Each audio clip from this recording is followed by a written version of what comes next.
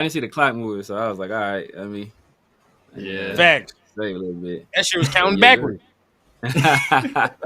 Facts. But yeah, we getting ready, about to do this thing. There you go. Yes, sir. Man, Yes, sir. bro, Commanders. We got it. I don't know, bro. I know what you were saying, Severe, but the Commanders didn't even look that good against the Giants either. Now I'm like, shit. Yeah. No. Yeah. They'll bounce back though. They'll bounce back, knowing how this shit work. They'll bounce back. Yeah, and you know the Giants that was a divisional game too. So that's one of those situations where you know we gotta take care of this joint right here. We take care of this joint, we can have a conversation. And to be real though, I mean the Packers are more ready to win now than the Commanders if we're keeping it real. Oh, that's 100%. You know what I'm saying? Like Commanders are like the Cinderella story last year. You know what I mean? But you know they got good things going on with them, but. I just feel like, they are a rebuilding team. Yeah, everybody do forget that. Yeah, facts. Right here, they were just picking number 2 the year prior. So yeah, real shit. Yeah. Don't forget to clock in, hit that like, comment, subscribe, and hit that notification bell. Here we go. Great Pharaoh, the gift of Troy is a fabulous fabric from the land of the 5 rivers.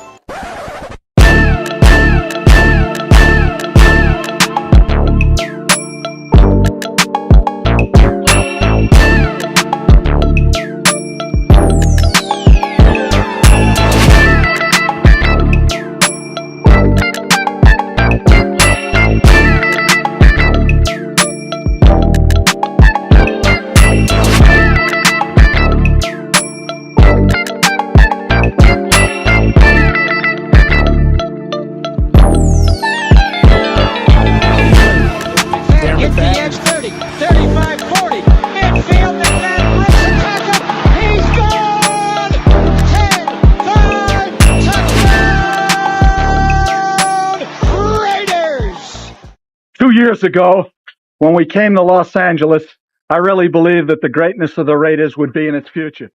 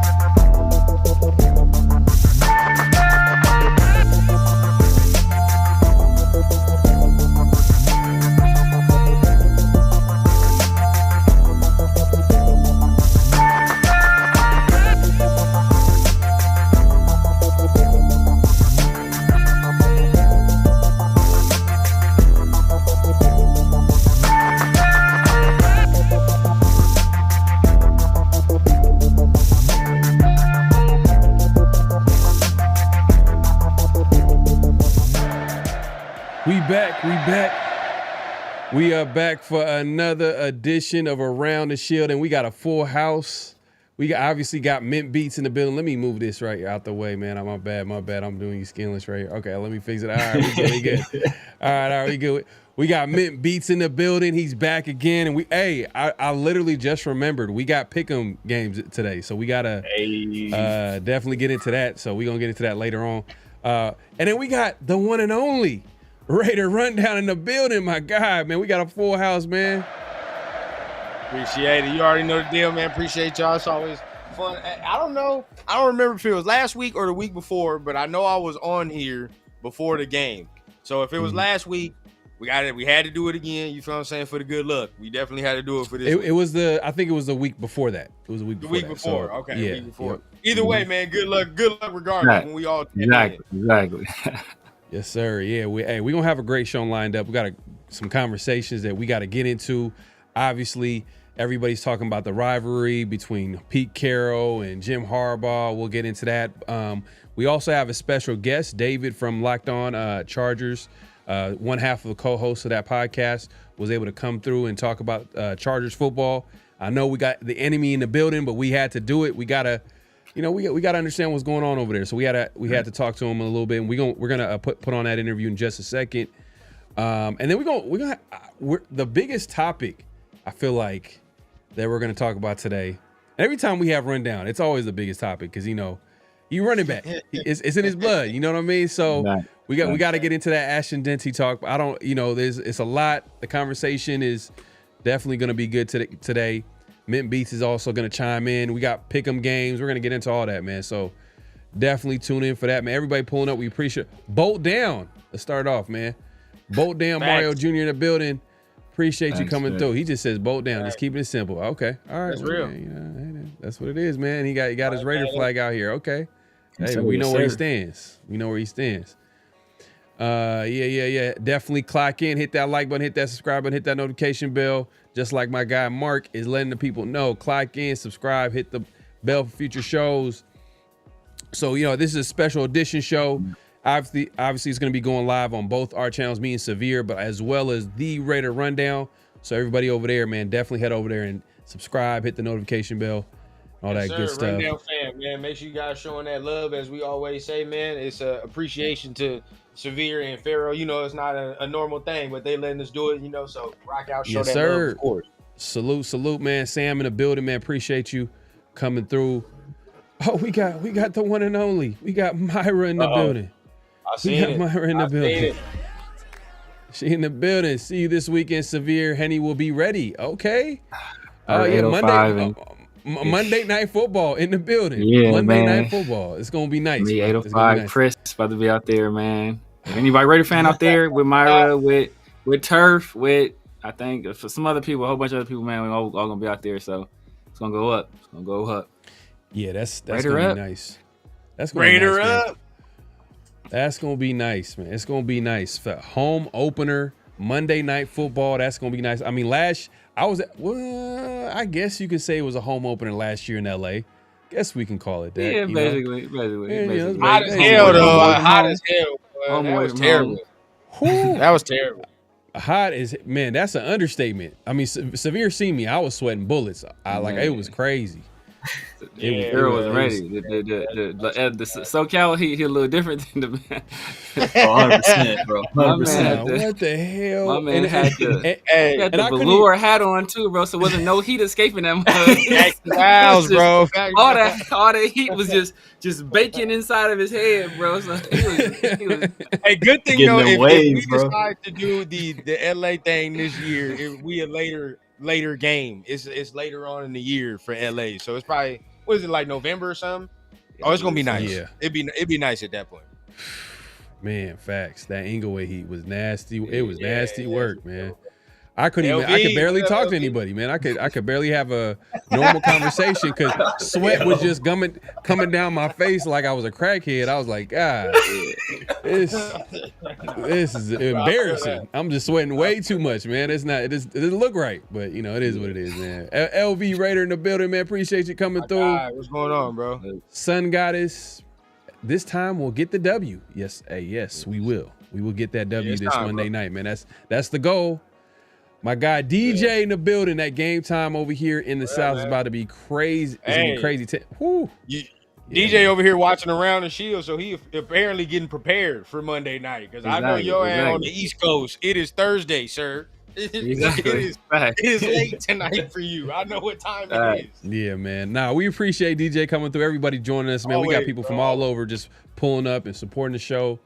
Like I said earlier, man, make sure to clock in, hit that like button, hit that subscribe button, hit that notification bell.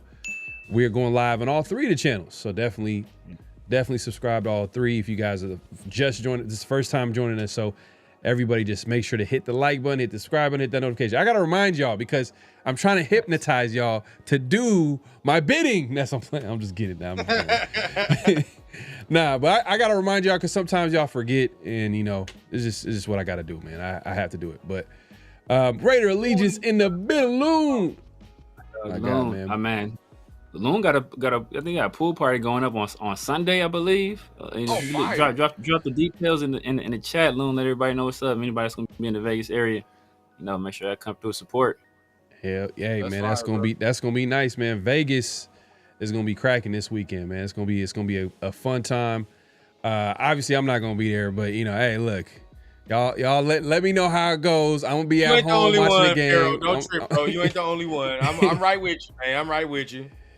Yeah, I'm gonna go to like 1 or 2 games. I'm just trying to figure out which one. My boy's a big Titans fan, man. Shout out to him. He's probably watching this, man. But he's a big Titans fan. We gonna see about that game. I think it might be the following week. No. Actually, it might be in October, somewhere in October, I think. Maybe. Leo going to that game, if I'm not mistaken. I think Leo going to that one. So I might go to that Titans game. I might go to that one. If you end up going, holla at me. I might go. That's what I'm saying. All y'all going, and then y'all gonna be making that trip. I might just tell the wifey I might have to do that. I was thinking about. I was thinking about it, but now I don't know. I'm like that Indy game, that Colts game. Yeah. I was like thinking that might be an at least we gonna see a win with the Titans, bro. We gotta go over there with the Titans at least. We gonna see a win. Hey, the Titans they got a good defense. They got a good defense. Yeah, I want to give. They offense is ass though. They had a great defense last year. They had great defense last year. They were number 2. Mm-hmm. Yeah. Jefferson. And you know what? You know what? Hey, Rundown, you're right. He a rookie QB. Patrick Graham gonna be cooking up something. You feel special. me? Like, yeah. Get on over there. Let's just see a win. Right? That's all I want to see. Last game I went to was Arizona, dog. With last year. Ooh, damn. Yeah, I need more. I need a better win. I need an actual win or something. Yeah. Hold on 1 second, y'all. But yeah, man. How we feeling about the game, man? How we feeling about it, man? Like, you guys feeling good about the Monday Night Football game? About to set it up real quick. I actually have some confidence. Like I was telling y'all, bro. I just watched the film on them, before this, and it's gonna drop tomorrow. Shout out my guy Mike, but blunts and breakdowns. Yeah, I mean, if you hear the talk, you're like, okay, these is world beaters. But then when you really watch it, it's like they weren't really getting all that much pressure on Patty Mahomes like that. It's like the weaponry wasn't really doing nothing. And you got to think Rashee Rice went out of the game with like the second drive. So Xavier. I'm sorry, Rashee Rice is already out. Xavier Worthy went out in the second drive. So then they really ain't got nobody. You know what I mean? Hollywood Brown dropping the ball, all the extra. So their offense is really where it's at though. That's really the bread and butter. But yeah, we got to stop them. That's it. Yeah, man. I think that they really took the Kansas City defense, which I think is already like kind of downgraded too. I feel like they lost a couple of key pieces. I mean, their corners are totally different than what they were 2 years ago. How dominant they were. Obviously, Snead left last year and stuff, but man, I just don't feel like they were prepared for like that passing attack from old boy. You know what I mean? Like that OC, bro. Like he runs the ball like with a whole bunch of volume, and like I just don't think they expected Herbert to have a sophisticated, like offense where he's throwing the ball 30 times and he has wide receivers. You know what I mean? Like I haven't seen Justin Herbert with wide receivers in his entire career. You know what I mean? He's always like the bucket throws. You know what I mean? But and to I guess piggyback off what you were saying, Rundown, with their defense kind of getting bailed out a little bit. I agree with you regarding that because I feel like Patrick Mahomes wasn't hitting those field passes. There's so many guys that were open that were running, Patrick Mahomes typically hits those open targets, and Geno looks like he's in mid-season form, bro. I feel like he's going to be able to hit a couple of those to Trey Tucker and stuff like that, and also keep them off balance with that play action. So it's going to be a fun one, man. I'm excited. Yeah, for sure. We gonna see, man. But hey, look, like I said earlier, we did have a special guest in the building. We had Locked On Chargers co-host David Grogmeyer come in and pretty much break down the team and tell us about what's going on over there with the Chargers. So let's not waste any time. Let's go ahead and check out that interview. We'll be right back. Hey, here we go. We got a special guest, man. We got the enemy in the building. We have the enemy in the building. I'm just joking. We have David Drogenmeyer in the building. He is one half of the Locked On Chargers podcast. He's the host. We appreciate him coming on, man. David, what's going on? How you doing? Doing very well, man. It's great to have football back. The long, cold, dead off season is now behind us, and now we get to do what we all love, which is cover our respective football teams. Yeah, no, definitely, especially ahead of this big time divisional matchup. I know the Chargers had a big win on the road. I guess. Well, technically, it was Brazil. home. It was Brazil, on the road at home. I don't know what.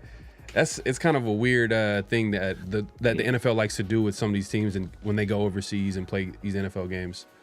But no, they stole our home game. Let's call it how it was. I mean, we got put in a neutral site in South America, and they took our home game from us. That's exactly what happened. But that's okay, because we got that primetime slot in front of the world, and we beat the reigning AFC Conference champions.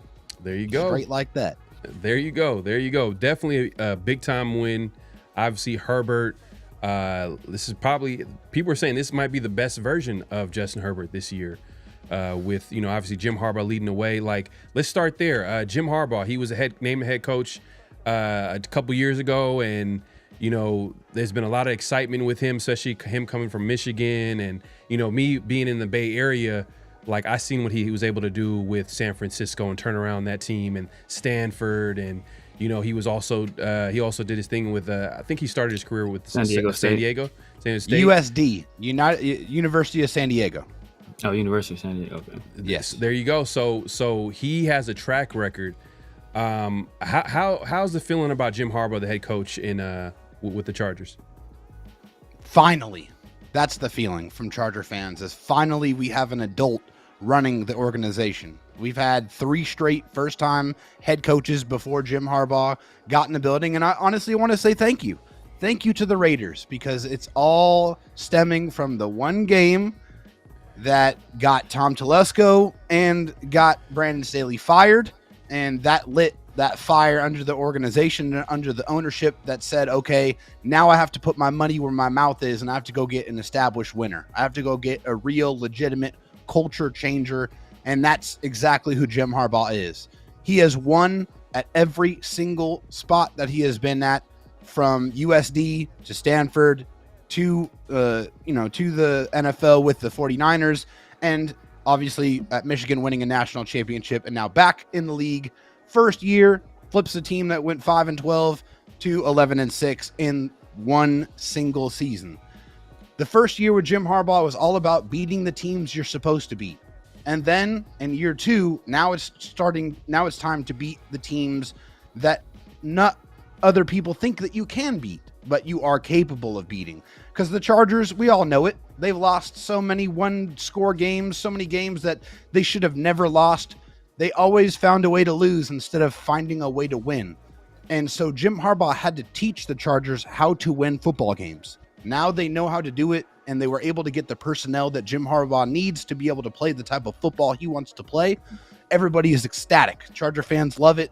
I think there's a strong leader that a lot of people have a lot of success in or a lot of trust in, because his track record of success speaks for him. Yeah, man. You're kind of speaking to that toughness that we haven't seen from the Chargers in years past. They did draft that young running back Omari Hampton. I know Severe, you were big on Omari Hampton coming out. I was as well. I was kind of disappointed that he went to the Chargers. I'm like, man, like they get a good player. Anytime a good player goes to a divisional opponent, man, I'm always like, feelings mutual, my friend. When Tom Telesco came over and got you guys Brock Bowers and then dipped after 1 year, I was like, what in God's green earth? How the hell does this happen? Because that dude is legit. Like, he is absolutely a phenomenal football player. No, definitely, man. In my opinion, probably the best tight end in football. But you know, I'm a little bit biased. But man, he's been breaking records ever since he stepped on the football field.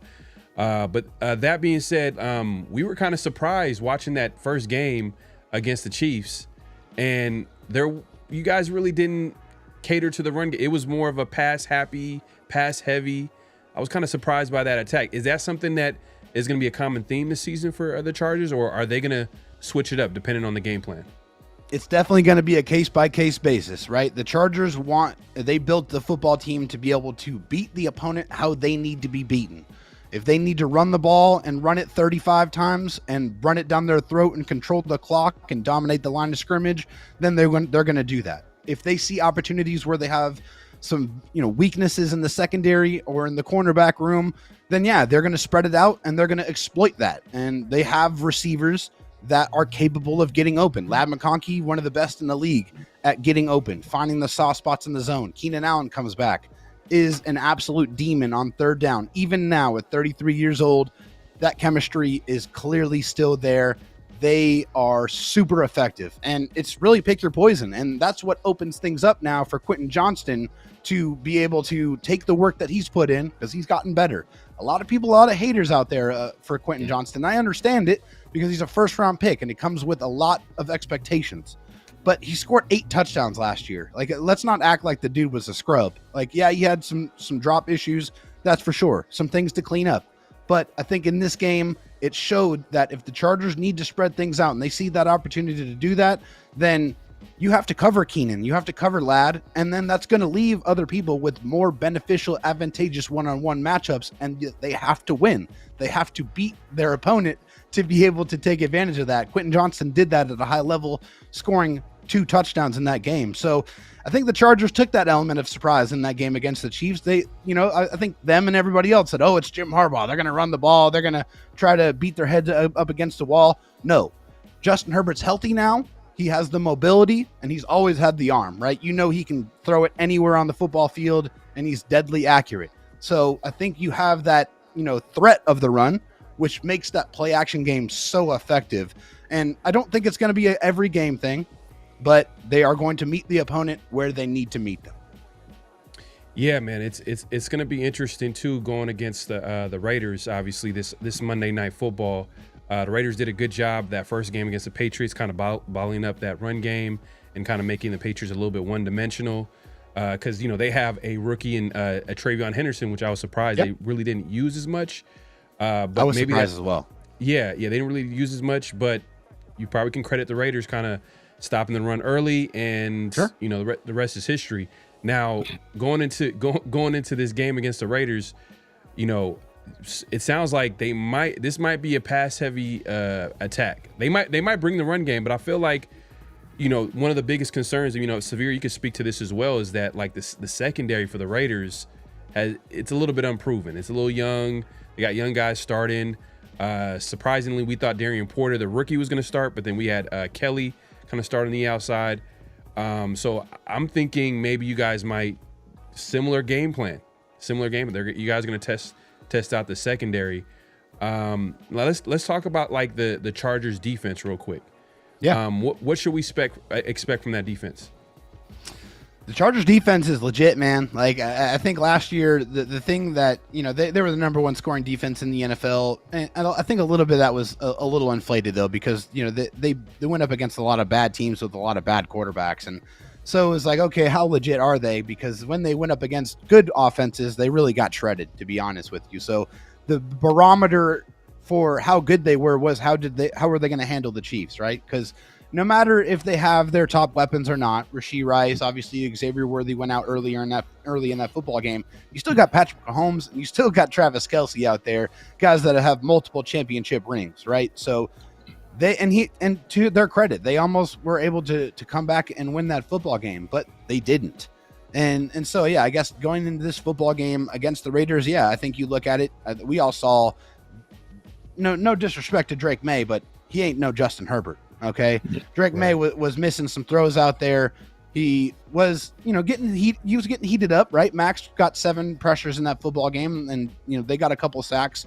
Like, that's, definitely what the Raiders are going to try to do without question to Justin Herbert. They're going to try to heat him up. They're going to try to take advantage of that mismatch that Max, is going to present on the right side, right? I mean, the Chargers are very aware of that. They know they cannot allow Mad Max to wreck this game. He has the ability to do that. He obviously has their full respect and their full attention. So it's going to be up to the other guys to be able to create some pressure on Justin on offense. But as far as the defense is concerned, they have playmakers at every level. I think on the defensive line, you have Tier Tart, who is kind of an underrated guy who had 3 batted passes in the game against the Chiefs. You have Khalil Mack, as I'm sure you guys know very, very well. He gets up for these games against the Raiders, man. He really gets up. I think he's had 3 sacks against the Raiders in one of the games that he played. So I think with the Raiders now, they have a legitimate head coach in Pete Carroll, a guy who's going to be in the Hall of Fame when he decides to hang it up, and a legitimate quarterback in Geno Smith, who has the ability to be able to make some throws for sure. This isn't, your Aiden O'Connell. This isn't, your backup quarterback. Like, this is a legit operation now. So this isn't a layup game. The Chargers have to come prepared. I think Ashton Genty started off in an interesting way. I think I heard a stat from your boy Q of the Locked On Raiders podcast where he said that he had 39 yards rushing, but he had 44 yards after contact. That's not a great stat. Like, not a great stat for him. So that just means that there's a lot of trouble there. The Chargers defensive line is very strong. I mean, they're going to be stout against the run.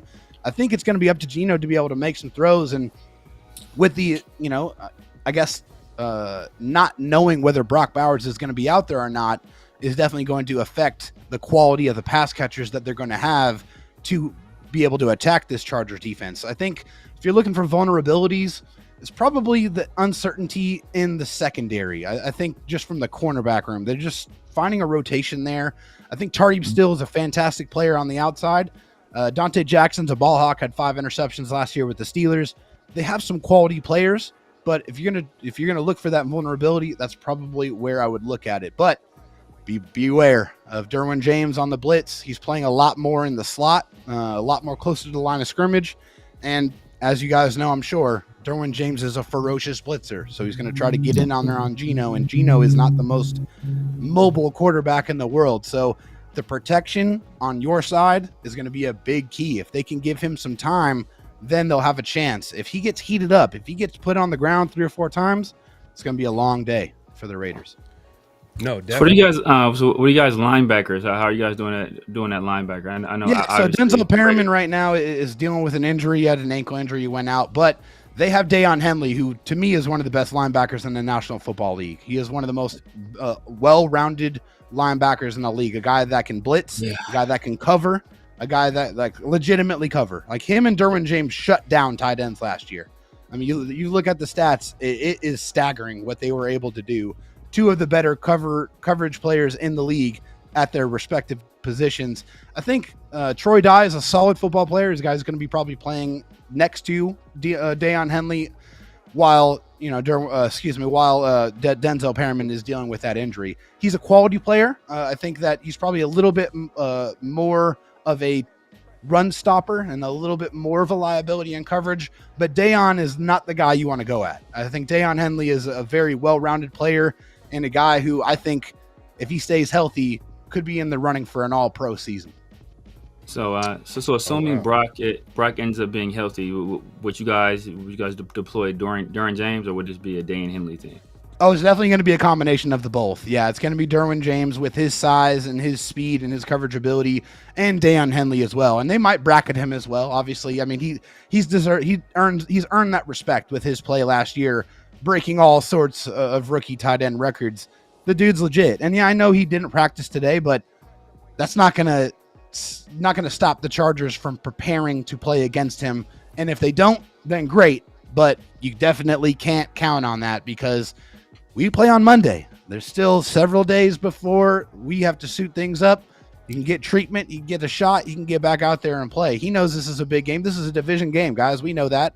These division games are worth 2. Yeah. Extremely important. The AFC West lead is on the line. These games are super, super important. You need your stars out there. If he's not, it's going to be a huge boon for the Chargers. But if he is, they got to be ready to defend him. Facts. I mean, Yeah, speaking of needing your stars out there, obviously preseason, we all know you guys lost Rashawn Slater, ended up having to move Joe Alt back over to the left side. Where he has some comfort level, obviously, from his years in college. How did that right side hold up? And who do you guys have over there? Yeah, it's Trey Pipkins, a guy who's played right tackle for the Chargers before. He was a swing tackle last year, / guard. His more natural position is at tackle, and he has good football on his tape. I think in 2023 he played quality football. In 2024 it was a struggle for him. But again, he was changing positions from tackle to guard. It's not a very easy transition. No matter what. And also, we're transitioning at the highest level of football. Joe Alt is rock solid. 41 pass blocking snaps, not a single pressure allowed. That dude is unreal. He's like built in a lab. 6'8", extremely long arms, very strong. I mean, he's the 5th overall pick for a reason. I mean, they made him transition over to right tackle, and he was one of the best right tackles in football. One of the top, probably 5 to 10 right tackles in football. He's probably even better on the left side. And so I think if you're going to make your money, and we all know Max Crosby, and I'm sure this is why you asked, is because he lines up mostly over the right tackle. That's going to be a matchup they're going to have to help with, right? I mean, that the Chargers have a very, very good blocking tight end by the name of Will Dissly. He was overextended last year because of some injuries in that room. Hayden Hurst was supposed to be the receiving option. He wasn't really available, and he wasn't effective when he was on the field. Will Dissly is a fantastic blocking tight end. So I expect, especially when they try to, set up some longer developing plays, that they are going to have to chip and help on that right side. I'm very comfortable with Joe Alt being left on an island. He can handle his business. I'm really not afraid. No disrespect, but I'm not afraid of anybody that's rushing on that left side unless it's Max Crosby, right? Max Crosby is the guy you have to stop. Everyone else you have to manage. Him you cannot allow to wreck the game. Yeah, I am concerned about this the Chargers defensive line or their ability or Derwin James blitzing, because if you watch game 1 against the Patriots, they had issues against the blitz and stunts, especially on that right side. So it's gonna be interesting to see if the Chargers take advantage of that. As well as the inexperience in the secondary. But Keenan Allen, I thought he was retired. I thought oh man, he's on, because you guys didn't even sign him until Mike Williams got retired. Yeah. So you got when I mean by that is that the Chargers kind of chose the former Charger to go with, and that was Mike Williams. And for whatever reason, obviously he called it quits. Back issues. Yeah, back issues.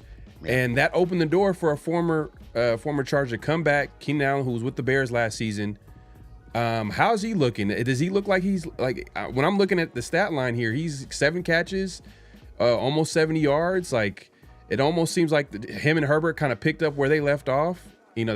That's kind of interesting that he's able to bring that to the table when the Raiders try to bring back a former Raider in Amari Cooper. And a swing and a miss, that didn't work out. Literally, it's pretty parallel, Pharaoh. The Chargers bring back Mike Williams, he retires. The Raiders bring back Amari, and he retires. And it's what the hell is going on here? What if you had these feelings beforehand? Why'd you even give it a try? I mean, I'm sure. I think it was him trying to ramp things up, and he just couldn't get there. He was just and I think Andrew Luck talked about this too, because he was going through so many injuries when he was playing. He's man, just. After a while, the rehab, I just can't do it anymore. I mean, after doing it over and over and over and over again, it's hard to, the physical aspect's one thing. It's the mental aspect that's the most difficult, of having to constantly be in the trainer's room and just be am I ever going to be okay again? And I think that's part of that goes into that decision-making process. And I think that's probably part of why Amari Cooper decided to call it quits. Yeah, and I think a lot of it has to do with the timing of the signing too, as well. Sure. They literally signed him a week or two before the season started. He probably didn't even think he was going to get called up. I know he said that, Pete Carroll's been texting him, but they literally, it's been 2 weeks before the season, so he's probably not in football shape. There was a clip that went viral where, me and Severe were like, I don't know if he looks like he's in shape here, man. I don't know, and then there's also learning a whole playbook, a new offense, and that transition there. And I'm sure he had to weigh everything, and he gave it a try, and it just didn't work out. But Keenan Allen, he looks good, man. He looks like, I'm surprised that the Raiders didn't even try to look into signing Keenan Allen. If they wanted. Yeah, no disrespect, my friend, but he there's no way. And here's the reason why. So basically, Keenan Allen's, and I know there was a point in time where Keenan was a Raider fan. I mean, he had the Raider hat on. Yeah. We saw that, right? But he did. He's been with the Chargers for over a decade, right? And so this is a rivalry. I mean, the Chargers do not like the Raiders. The Raiders don't like the Chargers. This is, especially now with Pete Carroll and Jim Harbaugh at the helm. I'm sure we'll get into that. But with Keenan Allen, he looks like he was back like he never left. I mean, this guy it's never been about the speed. It's never been about the speed ever. It's about the legendary releases. It's about the super precise route running. It's about that unspoken chemistry that he and Justin Herbert has, that they know where each other is going to be. They know how each other moves. He knows exactly how to present himself to Justin Herbert the way he likes it, and Justin Herbert gets him the football, and Keenan is very reliable. I think of those catches, 3 of them went for first down. So on third down conversions. So 3 third down conversions, I think 6 for actually almost 6 first downs. Keenan Allen is a problem. I mean, especially when you have Ladd McConkey out there. I said it earlier, I'll say it again. It is truly pick your poison with those two, because both of those guys are extreme technicians. They know how to get open, and they can catch the football. They have good quality hands. So it's going to be a challenge for anybody to be able to defend these guys. And that's why I think you saw Quentin Johnston have the game that he had, because some teams have 1 good corner. Some teams have 2 good corners. Very few teams in the NFL have 3 good, high-quality corners to be able to stop all of the weapons that the Chargers are going to be deploying. Yeah, it's do you, because I'm looking at Keenan Allen and Ladd McConkey, and I'm looking at those are kind of slot guys. Yeah, like do they just switch? Like, who's going to be the guy that's going to be starting on the outside? Is it McConkey? Is it going to be Keenan Allen, or do they just go back and forth in the slot? Like, how does it work out there? Yeah, don't call Ladd McConkey a slot guy. He hates that. He is not a fan of being called a slot guy, because he can play on the outside. Yeah, he's not the biggest guy. He's like 6 foot. He has very, very precise route running, but he's made his hay on the outside as well. He's actually a very underrated contested catch wide receiver. I mean, I I'm sure you guys have seen the clip with that play against the Saints last year, where he went up and caught the ball over the corner's head. I think it was Alontae Taylor, and then raced down the sideline through the middle, cut through the defenders, and got in the end zone. Like, that's a kind of a microcosm of all of the abilities that Ladd McConkey brings to the table. But they're going to move those guys around. Sometimes you're going to see them in the slot on both sides. Sometimes you're going to have them on the same side. They want to create conflict for the defense. They want to make sure that the defense has to try to identify them and where they're going to go. And that's not going to be an easy task. Yeah, and I'm also running, because I'm looking at the wide receivers here. I'm looking at Quentin Johnston, who, is a guy that, like, when people were questioning, I'm sure the fan base were questioning, and you mentioned that he's a former first round pick, but he had a really good game, couple touchdowns. But I'm also looking at Najee Harris.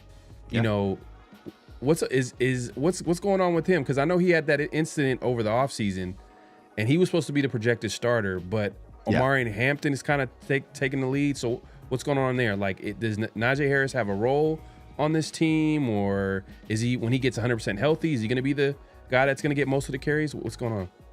I think it's just a ramp-up period. He missed most of training camp with that fireworks artificial or superficial eye injury, whatever they want to call it. But we didn't see his eyes for the longest time. It was either a helmet with a visor over it, or it was him have a hood on with these gigantic glasses. Like, it wasn't till the very end, maybe the last week or a week and a half before the season actually started, that he was actually cleared for football activities. And so it's a ramp up period for Najee Harris. I think it's something where you're going to see him get more and more carries as the season goes on. They're going to eat into that target share, that kind of carry share with Omarion. But Omarion's healthy. He's been healthy the entire time.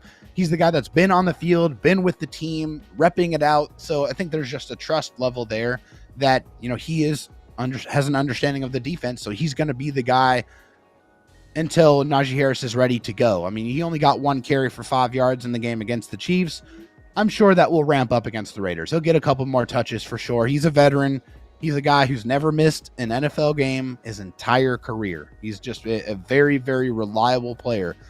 You're going to get about 4 yards a carry, and you're going to get a guy that runs very physically, right? That's just what he does. 1,000 yards, and he plays every single game. He's nothing flashy, but you need those type of players. He embodies the type of spirit that Jim Harbaugh wants to play with, like what Greg Roman wants to play with. He wants to bring that physical, beat you up type of football, and that's what Najee Harris brings to the table.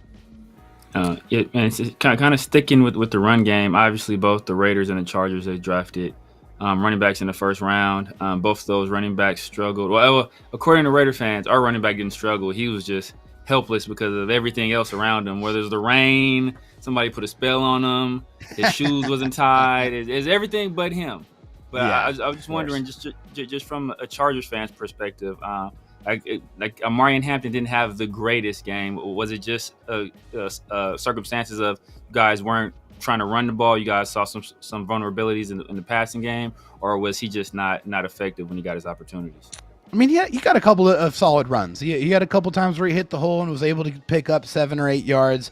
I think altogether, right, it wasn't a spectacular performance, but clearly the game plan was we're going to spread this thing out and we're going to chuck it all over the football field. That was very, very clearly the game plan. And also, like, you can't slight the Kansas City Chiefs and their running ability. I mean, look what they did to Saquon. I mean, regardless of what the score looked like, he didn't have the greatest game, right? I mean, they have a quality defensive line.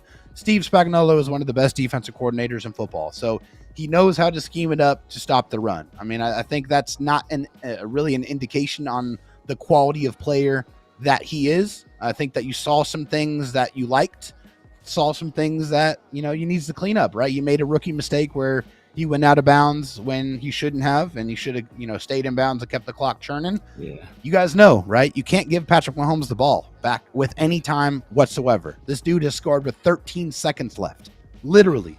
So you have to be more careful than that. And it's okay. It's his first game as a pro. He's going to get better. Same thing with Ashton Genty, right? They didn't get drafted in the first round this high for no reason. These guys have what it takes. They are very good quality football players, and they're going to find their due. And it might not be right away. That's the thing. People are so quick to on players, and they don't immediately have success, especially if they get drafted in the first round. You got to give these guys more grace. You got to give them a little more time to figure it out and not quit on them. And I am fully confident that both of these players are going to be good at the NFL level. Yeah, no, and I agree with that. I agree with that assessment because, but the problem is sometimes when you like criticize something or you make an honest assessment, which can obviously be negative to some people, they automatically just assume that you're a hater. You don't know what you're talking about. Like, at the end of the day, like Ashton Genty didn't have the greatest first game. Now, were there are reasons why he didn't have the greatest first game? Probably, but today he spoke to the media, and he was like, hey, at the end of the day, like I missed some reads that in college that I never would miss. And it's a different speed up here. Different speed, and also he needs to get used to running behind this offensive line. This offensive line needs to gel. I'm not going to say that it's all on Genty. Right. I'm speaking for the Raiders, but obviously you guys are the Chargers are dealing with some injuries on offensive line. We're losing Rashawn Slater, and the first few games sometimes are a little bit of a gelling time with offensive line, especially if there's some new starters too. But some guys that are familiar with each other are Pete Carroll and Jim Harbaugh. And I just seen a stat today, which I thought was interesting. All-time record All-time Yep. record is tied at 6-6. But fun fact for the Raider fans out there, Pete Carroll leads the record 5-4 in the NFL in the pros. So take that for whatever that's worth. But what is the excitement going into this game, especially with you got two coaches that on top of the Raiders and Chargers playing against? That's always going to be a big rivalry game. But you also have the head coaches that are also, quote unquote rivals as well. Oh, they definitely are. There's no love lost there between either of these guys. And I think it's because, and I've heard it, said a couple of times, they're cut from the same cloth. They believe in the same style of football. They want to run the ball. They want to be physical. They want to beat their opponents up. That's exactly how they want to play. That's the game plan. Now, obviously, that's not always going to be executed, right?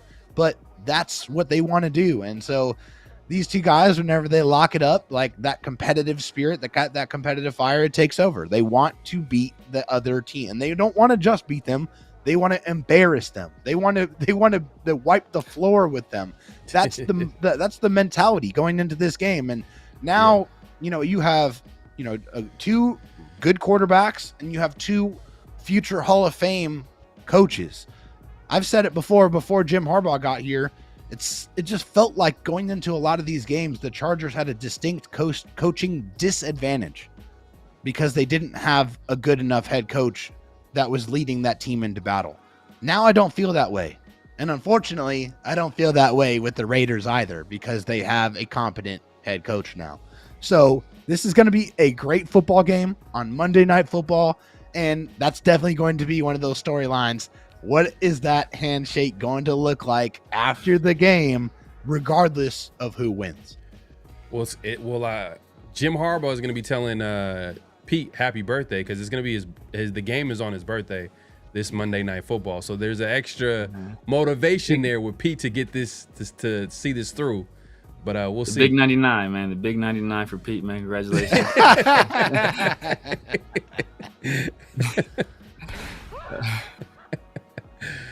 Yeah, man. Hey, look, man. Hey, David, man, we appreciate you coming by and really taking the time to talk about the Chargers. I know people watching are going to be like, man, we got a Charger in the building. What are we doing here? But no, we really appreciate him coming by and really sharing his knowledge. We got to get a score cut. We got to get a score prediction. Oh, I always forget that, man. Yeah, go ahead, David, man. What is your score prediction for Monday Night Football? Chargers Raiders. Yeah. Okay. So yeah, this is gonna be a good football game. I really do believe it, but I do feel like the Raiders are gonna have some trouble with the Chargers wide receivers, and I think because of Justin Herbert's mobility, because of his health, he's gonna be able to extend plays a little bit more and be able to throw the ball down the football field. I think it's gonna be a little bit of a higher scoring game. I'm gonna go with 31-24, but I have the Chargers taking the victory, going 2-0 to start the season. So you got 34-24 is the final? No, 31-24. 31-24. 31-24. Okay. Yeah. Okay. I guess you would on the low end of high scoring affair. I mean, I want to call it a high scoring affair, but it's almost there. Considering the Chargers defense and these two teams earlier in the season, I think that's where I like it to be. Okay. Any predictions of what's going to happen in the game? Like, is this going to be a Marin Hampton game? Is this going to be a Justin Herbert game? Like, what do you foresee happening in this game? I'll give you one of my keys. I got to save them because I still have my own show to do, guys. Right. But one of my keys here is I think the Chargers are going to attack the Raiders with their tight ends. I think you're going to see a guy that was inactive in week 1 play in week 2, and his name is Rondé Gadsden II. He's our 5th round pick, a guy that the Chargers traded up to secure.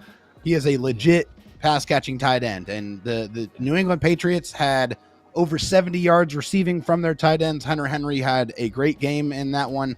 I think that's a vulnerability that they absolutely should exploit. I see Tyler Conklin. I see a Rondé Gadsden getting 75 yards receiving and a touchdown between them going up against the Raiders. All right, man. You heard it here. David Drogemeyer, man, appreciate you coming by. Host of the Locked On Chargers, man. Great show. Everybody watching, man, the show will continue. But, hey, like I said, David, man, appreciate you coming by. Thank you guys for the invite. I appreciate it. Have a good one. Take care. Have a good rest of your season, except from Monday night. All right. We back.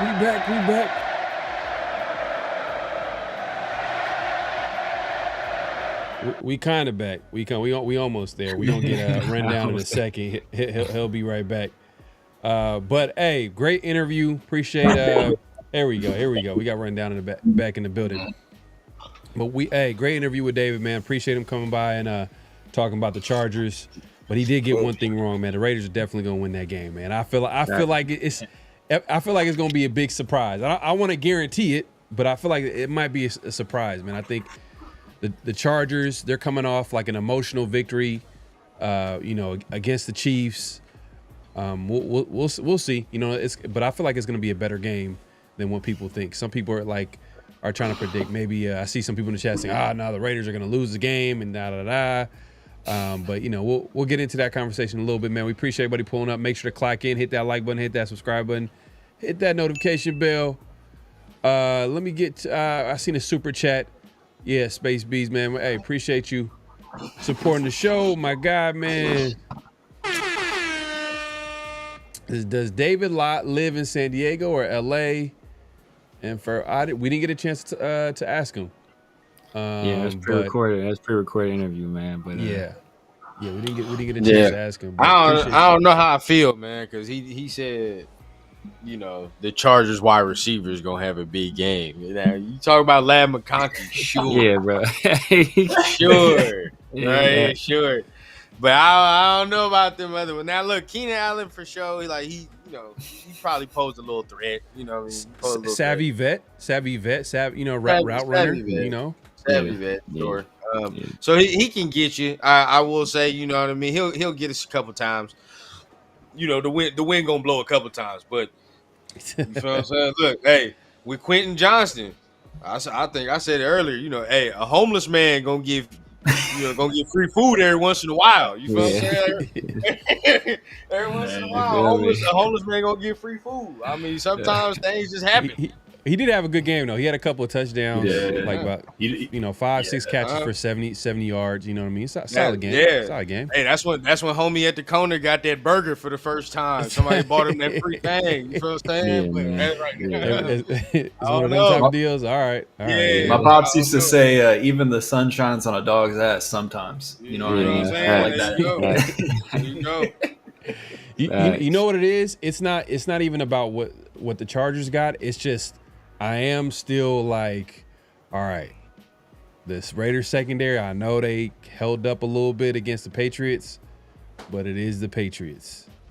You know what I mean? It is the Drake May did miss some throws. So it's kind of like, man, Herbert's a better quarterback than Drake May. So that's the one thing I'm like, all right, this is going to be a good test for this Raiders defense. And it's a good test for this Raiders offense, to be honest with you. Hopefully we'll be at full strength because you know what? I didn't get a chance to grab the injury report. Let me see here. Did Brock and Landon they didn't practice. Let me see if I can grab that. I want to see if we can just put that up here. But yeah, man, if they're not practicing, I mean, it's early, maybe it's Monday night is the game, so they have some time. Yeah, we gotta worry about Friday, tomorrow. Fact. No, Saturday. Saturday. Yeah, Saturday, because we got the Monday start. But Peter's Mr. Positivity. It was this dude said. He said they didn't say they can't play. I was like, this niggas ain't playing. These niggas ain't playing. I was like, what? This is your response? Like, bro, they are not playing. I was like, damn, Pete, you gave away the game, bro. Well, hey, I'll take. Damn, if Brock ain't playing, then just forget about what I just said earlier. It's just I'm not saying I'm not high. Like what? Like, look. If Brock is not playing, this is where Genty gotta and then Mayor. You just said the word, bro. You just said we about to lose 20 viewers off that word alone, dog. We don't say the right thing. I ain't gonna cap, bro. Nah, I mean, I get you right though, Pharaoh. You right. He got to go off, bro. But I mean, I think Bowers gonna play. I'm in the mindset he gonna play. But hey, Mayer had a good game though. We can't sit there and say Mayer didn't have a good game. He played well. Mayer cooked, but see, like Daniel Henley is. Doug talked about it, or David talked about it. He's a hell of a linebacker. Shout out to him. Southern California guy. Snoop League alum. That's where my kid plays. So he's a baller. Ever since he was Washington State, he's one of the dudes I wanted us to grab. He's a monster. So and they got Derwin James. So I think just having, if Brock and him are out there, that creates more of a matchup issue because anybody worried about Ian Thomas. So but they got Brock out there and you got Michael Mayer out there, then you got to worry about both those guys. Either one of them can eat, but only one of them are out there.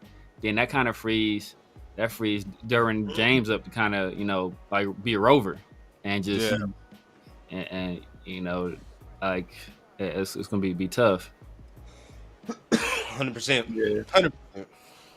Yeah, I think that I think we're gonna have some for him though, because like even with like Ian Thomas not really being like someone that like I guess strikes fear in defenses, it's like if he's wide ass open, he catches the ball. That's all I need. And I feel like we saw a lot of looks last week where the tight ends were wide ass open because of the play design. And you don't need to be. I mean, he's a talented dude. He's definitely a reserve tight end, but like he's talented enough to be a second or a two on another team. So like even I think the thing that we're gonna run into is like who's gonna be stretching the field off the line of scrimmage. So we might see more bunch formations with like Thornton or Tucker trying to run through their defense to create space, because I feel like Brock was doing a lot of that and creating separation for other like tight ends or wide receivers last week. But I mean, and with Ashton Jeanty, it's like at least we knew that the box was like there was 8 men in the box every damn snap, pretty much. You know what I mean? Like I don't think he had a good game, but like I think also the Patriots tried to be like Bill Belichick, or at least Mike Vrabel was like, oh no, I'm going to be Belichick right now. I'm not going to let you beat me with him. So we're like, okay, well, we'll beat you with everyone else that you think is not a problem. You know what I mean? And I don't think the Chargers are going to be that set on stopping the run. Like if it costs them, like Dante Thornton going for a 90-yard touchdown, you know what I mean? I think they're going to be smarter. Like Jesse Merrick, he's an exotic coverage guy. You know what I mean? I feel like we're going to see more of that and some exotic looks. But I don't think Ashton Jeanty is not going to have more than 40 yards this game. You know what I mean? I don't think that's going to happen. You never know, though. The Chargers could go into it and try to say, okay, we're going to try to take away what you did last game. And what did the Raiders do? They were extremely pass happy. Play action, though. On the play action. Yeah, play action. Yeah. But see, but the thing is, like, if you look at it, because the Raiders didn't run well. So, like, at some point, if you're not running the ball well, people don't respect the play action if you're not running the ball well. But what the Raiders did was, by virtue of their formations and how their O-linemen were selling the play action, that's what made it effective. They weren't not necessarily worried about Ashton Jeanty. They were somewhat worried about Ashton Jeanty, but it's not like they're like the entire game. At some point, they're like, all right, bro, you got to show me. Like, you got to show me for me. That's kind of where I was going, bro. That's kind of where I was going. But part of why there appeared to be more people in the box at the start of the play, because they were running a lot of match zones. So, and the Raiders ran a whole bunch of 12 personnel. So it wasn't necessarily a whole bunch of people in the box. It were people lined up over other people, or there were people that were, kind of, they were in the slot, but they were close to the line. So it looked out like there were more people in the box than there actually were. Because if you think about it, if you're a team, what are you going to say? I'm going to stop Ashton Jeanty from beating me, or I'm going to stop Brock Bowers from beating me. Like, because Brock Bowers was having his way. So I don't think it was a situation where they were like, oh, let's sell out to stop Ashton Jeanty. It's just by virtue of how the Raiders came out, it appeared that sometimes they had more players in the box. And actually did sometimes, but sometimes if you look at it by the end of, by the time the play was called, or by the time the ball was snapped, there's only 6 guys in the box. So I don't think they're gonna do that this week. I mean, let's be real, bro. Like, I don't know. Oh, my bad. But the Chargers run. I think the Chargers run a 3-4, don't they? Don't they run a 3-4? Yeah, they run 3-4, like over front, stuff like that. Yeah. But it's like, I don't think they're gonna sell out to me, like, because I know some people are already saying, "Oh man, they're gonna sell out to stop Ashton Genty." Based off week 1, I wouldn't do that. I'm not letting Geno Smith beat me this week. That's what I'm gonna say because he only had 40 yards. Well, that speaks to my point. That speaks to my point. Yeah. What I was trying to say is that like the Chargers are going to try to take away with what the Raiders did well on offense, and what was it? What did they do well? Throwing that down the field, whether it's play action or obviously just passing it down in regular formations. But what I'm trying to say is that this is going to be a big game for the offensive line to get right. Every game is going to be that. So hopefully the Raiders can make some adjustments, and hopefully we can see a better Ashton Genty, because he came out and said today, he admitted like, hey, look, I needed to be better. You know what I mean? Oh my God. Missed some reads. No. You know what I mean? And Ashton Genty is an Ashton Genty hater. Ashton Genty is just Ashton Genty. Man, it be your own people. That's they say it be your own people. He's literally himself. It's like, dog, you'll say something like that, and then the player come out and literally say kind of the exact same thing in the media thing, and then it's crickets after that. Nobody says anything, bro. Nobody tells you anything after that. You still stupid after you say some shit. I never understand it. But honestly, bro, like, he's right. Pete said it. Pete said something like that in his presser. He said, "Oh yeah, he was too juiced up." I think we talked about it. Nah, he was tiptoeing. That's keep it real. He was tiptoeing a little bit. Now that is combination of the line saying like, "Oh yeah, I don't trust my own line. They getting their ass whoop up there." You know what I mean? So I get it. I want to find the correct hole, but at the same time, bro, like, and I heard some people making jokes like, "Oh yeah, this is every week is Penn State." No, motherfucker, this is a step above Penn State. These dudes are NFL athletes. You don't have time to stutter step to the hole, bro. There is no time to do that. You're not Le'Veon Bell. You're not, you know what I mean? Some Shady McCoy, some of these guys. That's not his skill set. He needs to get going and get downhill. So for him, bro, like, some of them runs, like Severe was saying, bro, he left chunk yardage out there. Now that one where he slipped, that's the only run I attest to the rain. That's it. That's the only one I'll be like, oh yeah, that's, you know, it was slippery. You know what I mean? I would have wanted to see what he would have did there. But other than that, there's a couple, he left some meat on the bone. Pause. Yeah. I mean, like, there's potential for big plays too. It's not like, it's like if he makes the correct cut on certain runs, and we went over the film. We went over the film yesterday, but like, it was situations where, it's like one man to beat, and then it's just, at that point, it's just you and the safety. And can you outrun the safety? And if you got to run the safety, that's a 6. You taking it to the house, like, that. And then you break one of those off, your stat line looks a whole lot different. You go for a 60-yard tud. I was like, all right, you're looking at the end of the game. Okay, game. The stat sheet, box score looks different. You feel a lot better about it because you've seen them make a big play. Even if you got, it's the Darren McFadden syndrome. I don't remember it all. I know Darren McFadden was getting stuffed plenty. I don't remember him because I just remember him shaking some dudes and then he running away. Saquon syndrome, bro. Saquon do the same thing, bro. You looking. He'll have like a 70-yard run, but the rest of them only be like, 5, 4-yard runs, maybe a couple little bangers here. He's going to get one of those. McFadden was boomer bust. Hell yeah. But Saquon though, he kind of gets you in the pass game too. Yeah. Like, he gets you. Yeah.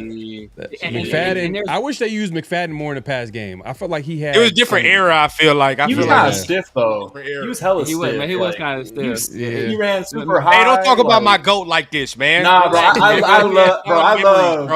love my guy. McFadden had that jailhouse build. McFadden had that jailhouse build. He was 230 at the top. He was 160 from the leg. Real deal, bro. Bro was built like Johnny Bravo, dude. It was crazy. But look, speaking of Saquon, because we was going over the film, and there was one play where, we talk about Saquon, and this is why we're talking about like the level of athlete that Ashton Genty is, and that he's not on the level with these dudes. Where, it's a situation where there was a cutback lane open, and you've seen Saquon make the cut. Or make a jump cut where he jumps 2 gaps. He's on a B gap on this side. He jumps all the way down to the B gap on the other side. Like, it's like, and there was a situation where Ashton Genty had a chance to do that, and he made the jump cut right into Jackson Powers Johnson. It's like, bro. Yeah. So it's, you know, like it's not the same level of athleticism, and so it's gonna look. So he ain't gonna be people expecting him to do those kind of things. It's not gonna look like that. Yeah, I think that we saw a lot of his successful runs coming out of counter, you know, and like power plays, because it's like I mean, we talked about Going north Zamir White, right? Zamir White being like he can't read cutback lanes, and I do have to disagree a little bit. I think he was being impatient on zone runs because he was in the back of his lineman and he would miss the cutback lane, or he'd miss he was just he wasn't patient. And I feel like it does, like you were saying, Rundown, I feel like he may be just like worried about being stuffed. He's small. These dudes are huge, bro, you know, like you're thinking, bro. You got to know. Well, to his point, to in all fairness though, like going back to what I said earlier about Ashton Genty speaking to the media in his presser, he said like when I forgot who, it might have been Vinny who asked the question and brought up the fact that you know, Carroll said that, you know, he might have been too hype, and he's like nah. He's like, nah, like this is football. We're all gonna be hyped. Yeah. But he just went straight to it, was accountable, was like, I just need to play better. You know what I mean? So I respected that response. That's what you love to see. Yeah, That's what you love to see. Yeah. Because it's like when you have that kind of account, because that's what like that's the difference between having like, you know, like a woe is me attitude, or you know, like you got it's outward motivation instead of inward motivation. It's not like, oh, these guys have to be better. It's I have to be better. And usually people like that, those people have success because they're focused on, hey, I'm gonna do everything I can do to ensure that I have success, and I'm gonna trust in other people to do what they're supposed to do. But so just hearing that right there, that's like the greatest thing you can hear, because I love to hear that, bro. Yes, that means hey, he's gonna be locked in. Yeah, and from like the running back go ahead, Beats. Go ahead, Beats. No, bro. I was just gonna say real quick, if anyone's expecting Ashton Genty to look like Saquon Barkley, it's like, bro, I'm sorry, I have some bad news for you. He's never going to be able to jump cut like Saquon Barkley. That's never, like, bro, if we're going to keep it a buck, he's never going to have a jump cut like Josh Jacobs. You know what I mean? Like that's not his game. You know what I mean? Like, it's just not, he's not going to play like that. But real quick, the last thing I'll say is, like, he wasn't really a part of the passing game because he had a really great pass defense, right? We all watched the film, right? He was doing a great job of chipping, right? So I'm hoping this week we get to see him in space more. And he was in space on occasion, but Geno would either take the sack or he would throw it somewhere else. But I hope that maybe in the film he actually drops it down to him so we can see him in space and see him work. Man, you brought up a great point. Is that's what I noticed a little about Geno. If we had a little bit of criticism of Geno had obviously he was the player of the game. Let's start there. But I like that he's greedy, though. I like that he's greedy. Like, that's okay, but like, go ahead. But there's no it's like he's greedy. He's aggressive to a fault. Like, he'll take a sack. He'll take more sacks than you would want. You would want him to at least, like, all right, if it's not there or the pressure's getting there, then maybe like dump it off. You know what I mean? Dump it off to the nearest receiver or the nearest running back, whatever. But he's always looking for that big play, and then he probably a couple of sacks probably could have been on him. I do agree with that on that point. To finish off the Jizzy point, but like I think, you know, he already admitted it. He knew he didn't have a good game. But I'm like Severe said, I'm happy that he already said, like, yeah, I know I didn't. Secondly, that's kind of how I know like what time it was. And when I say tiptoeing, don't look at it negatively either. Like, sometimes, like, as in running back perspective, it could just mean like, I know I did not hit that motherfucker as hard as I know I could. You know what I mean? Like, that just is what it is. I know there are certain points where I know I hesitated.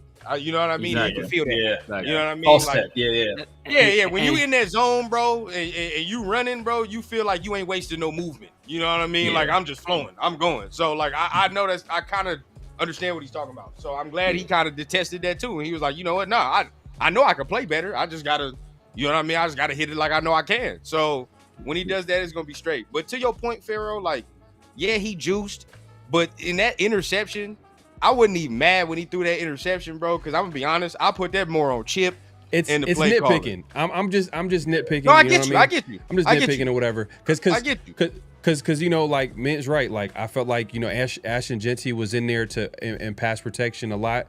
So then that means that's going to take a hit on him taking being out there to running passing routes. Hopefully that changes this week, but you never know with Khalil Mack and see that what scares they got me going though. on too. You know what I mean? They do that because they say like Glaze it cannot handle himself over there, and if that's the case, well then that's every week. You know what I'm saying? That's gonna be damn near every week. So when is he gonna be able to receive? Right. Yeah, man. Like Ashton, and that's one thing we were kind of worried about with Ashton. Like he was good in pass pro, and during the actual game itself, I thought he was just being lazy. But as I said, when I was watching the film, I was like, okay, nah, they were sending him to help on Glaze because Landry was kind of whipping on Glaze. So they was like, nah, we're gonna send you over to this right side. But the thing about Ashton is that and people kept discounting this. And over the long run, it might not make a difference, but for the short term, there's a very fine line for a running back between being patient and being hesitant. There's a fine line, and it's like part of that line has to do with the speed in which you make decisions. When you're making decisions in the Mountain West, it's a whole lot different than making decisions in the NFL. So the speed of the game is completely different. Warp speed. Yeah, so some of the stuff you were able to do and get away with down there, and the patience, that clock got to speed up a little bit, where you don't want to be in a hurry and like impatient and overrun a potential hole or make the wrong read because you're trying to move too fast, but you can't be too slow. So no, there's a fine line, and a lot of that is instinct and feel. And just experience and what you've seen in the past, and also understanding the guys in front of you and their tendencies. And if you see a guy, hey, you know what? I see him already, or the anticipation. I see him starting to turn. As soon as I see those hips turn, and I'm cutting right off the back of his jersey, I'm through this gap. So like that's something that we hope gets better. But a lot of that is like just feel for the game. So as he gets used to the speed of the NFL, we're hoping that improves. But the thing I'm worried about as well is that you guys talked about Geno taking sacks sometimes and not dumping the ball off. Is there a trust issue between Geno and Ashton in the pass game where he's like, I'd rather take this sack. I don't think it's that, bro. Than dump it off. Nah. Wide open, Jeanty, dog. Like he's looking at Michael Mayer, he's looking at Brock Bowers, he's looking at Thornton, running wide open because we saw it, bro. Like Tucker. Yeah. No, I'm saying you guys. I know. Farrell was worried about the sacks he took, and instead of dumping it off, because they say you don't go broke, putting money in the bank. You feel me? But see, and this the thing though, and this the next thing. Like I think we talked about it before we went on too. Like I do understand the pass blocking aspect of it. I get that too. And he did score a rushing touchdown, beautiful, right? But like as the coaching staff, as the play caller, we all, and even us at home, we understand the man is not running the ball well. We get that. He's not having a great game to his standards. What else? How it's 2025, dog. There are other ways to quote unquote run the ball with a running back. You feel what I'm saying? Like you want Pat dump it off to him, like we just said. Where's the screen game? Let's hope that get it. I was hoping we threw some screens at him. They was coming. They was coming a little hard. Pause. But they was they was coming, bro. You feel what I'm saying? Like they was rushing. They was rushing tough. You feel what I'm saying? They was rushing tough. So I was like, okay, let's throw a screen at him. Let's get him out in space. Let's get him with some blocking in front. Let's get busy. You know what I mean? So I'm hoping we see that this week. I'll discount it if it's week 1. Sure, we just trying to get the dub. And this week I want to see that. In this one game, we're going to continue this conversation. I just got to address these super chats, man. Man, shout out to my guy, Space Beast in the building, man. Appreciate you supporting the show as usual, man. As always, man. Coach says they will play both play. I think you're referencing Landon Roberts and Brock Bowers.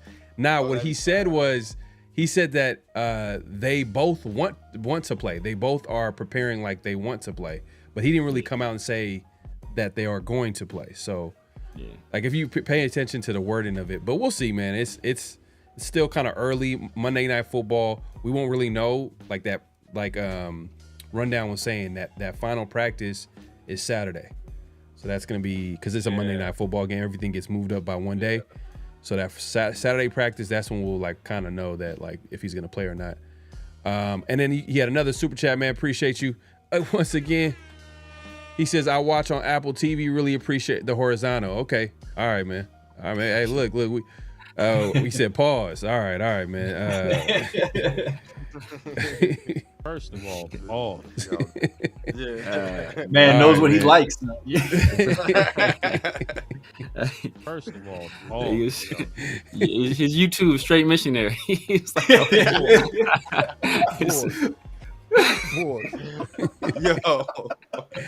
He went triple platinum horizontal, bro. I'm telling you. Crying, bro. Man, hey, man, Space Beast, this is all your fault, man. You started all this, man. Now, but hey, man, appreciate the super chat. But hey, look, it's only one game. It's only one game. Factuals. It's only one game. It's gonna be a long season, and then we'll have like a real like, all right, this is what Ashton Genty is. And I think a lot of the criticism is fair, but also the people on the extreme end are like, oh, it's over. The sky is falling. Ashton Genty, like, that's down. true. You can criticize something. You could give an honest assessment of something and be like, hey, you know what? Didn't have a good game. Yeah, the offensive line didn't play well, but he also didn't play his best. Exactly. And you know what I mean? He also didn't play well. Don't change it. He didn't play well. It's all right. It's okay to say. At the end, he was about to say he also didn't play well. He also didn't. What? He didn't play his best. Like, nah, he didn't play well. He had a bad game, and it's fine to say, look, I've been a JPJ guy this entire offseason. I've been going. He had a shitty game. Oh my god. He played bad. Bro. He played. Shitty game. Parham played bad. If it wasn't for Parham, JPJ would have been by far the worst player in the offensive line, bro. So you know, bro. he had a bad game. That third quarter looked rough for Parham. That happened. Parham, there's no excuses. I think JPJ is a bust. That don't mean I think he's trash. No, it just he had a bad game. Genty had a bad game. That don't mean he's a bust. That don't mean he's not going to be a good player. He just had a bad game. Like he's a professional. It happens to the best of them. I hope all y'all know Severe Slick. He skipped over one name. He said, "Yeah, JPJ had a bad game. It's just one game. Genty's just one game." He skipped over Parham for sure, as he should. Parham's the worst. Parham played the worst. He had the worst of all the offensive linemen. He should. It is not just one game with Parham. Nothing's excusable. Right? I don't care, bro. We in year 4, position 3, dog. You know what time it is with me with that one, bro. Parham looked bad. But Parham had Barmore though, man. Like Parham had Barmore. Who he gonna have this week? He gonna have another, bro. It's a no name. Yeah, he gonna get work. Yeah, we know what time it is, bro. He gonna get work. Yeah, but I think, in my opinion, I blame Brendan Carroll for all of it. I blame for the run game. Ain't you the run game coordinator too, bro? I blame you for the run game. I blame you for the offensive line. Hey, all roads lead to Brendan Carroll. Fire this man. Get this man out of here. Look, I will reserve judgment on everybody else but him. He got to go. Said, what about the weather for Parham? Nah, dog. No. Hey, that's crazy. He didn't have the right size spikes on his cleats. Yeah. Apparently, it must have been just him looking at his numbers. Yeah. I feel like he looked decent in the first half, but then that second half, it was like Barmore just came and took he's like, oh, I'm just bigger and stronger than you. Yeah. And like he just took over the game, bro. You know what I mean? It was wild. With JPJ, it was them stunts, bro. Like he's not picking up stunts at all. I mean, we saw it real time. You don't even need film for it. It's like, dog, we looking. It's like him and Meredith not passing off stunts and blitzes. Chargers for sure gonna cook some up this week to try to test to see if they got that right. They're gonna be throwing blitzes on that side. They're gonna be throwing stunts. All that. Stunts. They're gonna, Blaze was messing up over there too. So that whole right side, dog, they gonna test that whole right side. Yeah. But the another thing though is that Meredith individually, when he had his assignments, he did well. He went terrible. But there were situations where he was overhelping. Where hey, you know what? Hey, you see Parham on this play, he don't need no help. Once you see he don't need no help, you got to peel back and help the guy to the right of you. And he wouldn't do that. He'd just be. That's one thing you don't want to be out there. Like you don't when you're a defender. Your coach tell you, bro, don't be out here covering grass. When you're a blocker, bro, don't be blocking grass. Like, you got to find somebody to hit. And that's something that JPJ is great at. JPJ will peel back in a second and mollywop somebody. Like, and like get a rib shot on him quick. Meredith don't do that. He'll just be standing there shuffling and like, bro, find somebody to hit. Like, like you can't go forward because it's gonna be too many men downfield. So, bro, you gotta turn your head, you bro. Work back. You gotta find some work, bro. Yeah, I mean, there you go. Put your head on the feel swivel.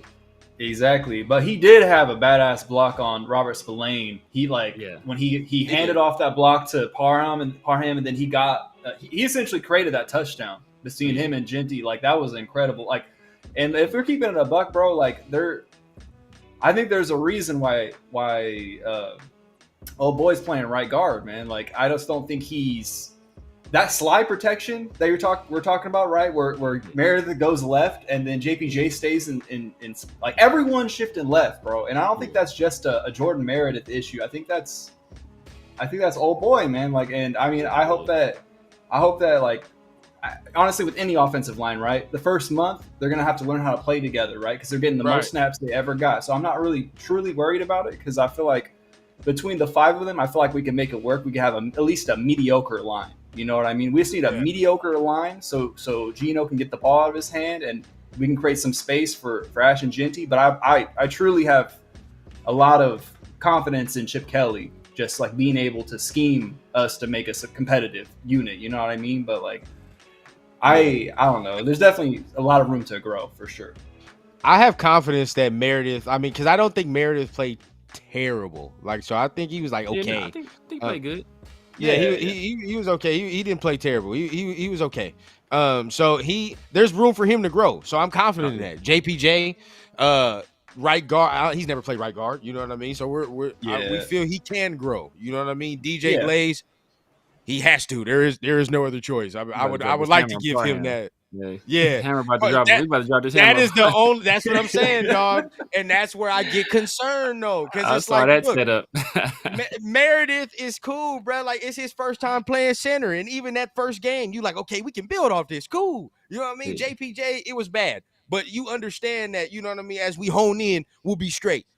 Dog. Again, this is year 4. How are you the worst one? How? You feel what I'm saying? Now, Colton does what he does. That's what you're supposed to do. You know what I mean? As the veteran of the squad. But again, who else he's the second veteran dude on the O-line. And we sitting here, I mean, fuck the PFF grade. We our own eyes. We're watching it. And the man is getting his ass whooped, still having the same problems in year 4. You feel what I'm saying? All this, what happened to all the weight they said he gained? That did nothing against Christian Barmore, dog. Zero, zilch. Nothing. No, to be fair though, like I heard that it wasn't a weight gain. It was just that he was always at 300 pounds. Like he was like a recomp. Under. Yeah, like it was just I don't want to call that a typo, but it wasn't his real weight. Oh, it wasn't that he gained hella weight. Like it's impossible. Like that would be impossible. He went from 285 to like 315. I'm talking about Meredith. No, I'm talking about Parham.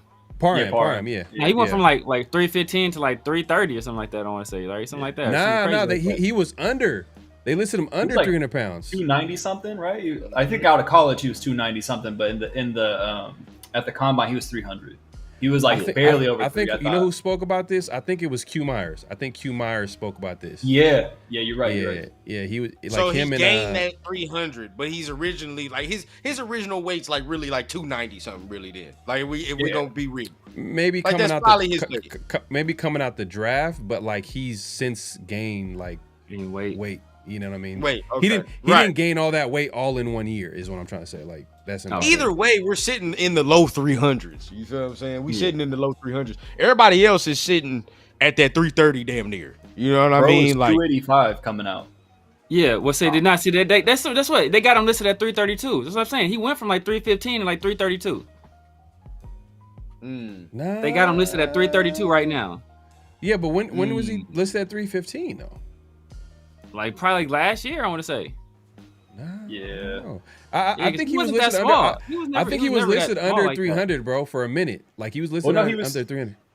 He was 285 when he was a when he was a senior. I don't know. He do be a little slender, bro. I ain't gonna cap. He do look a little slender.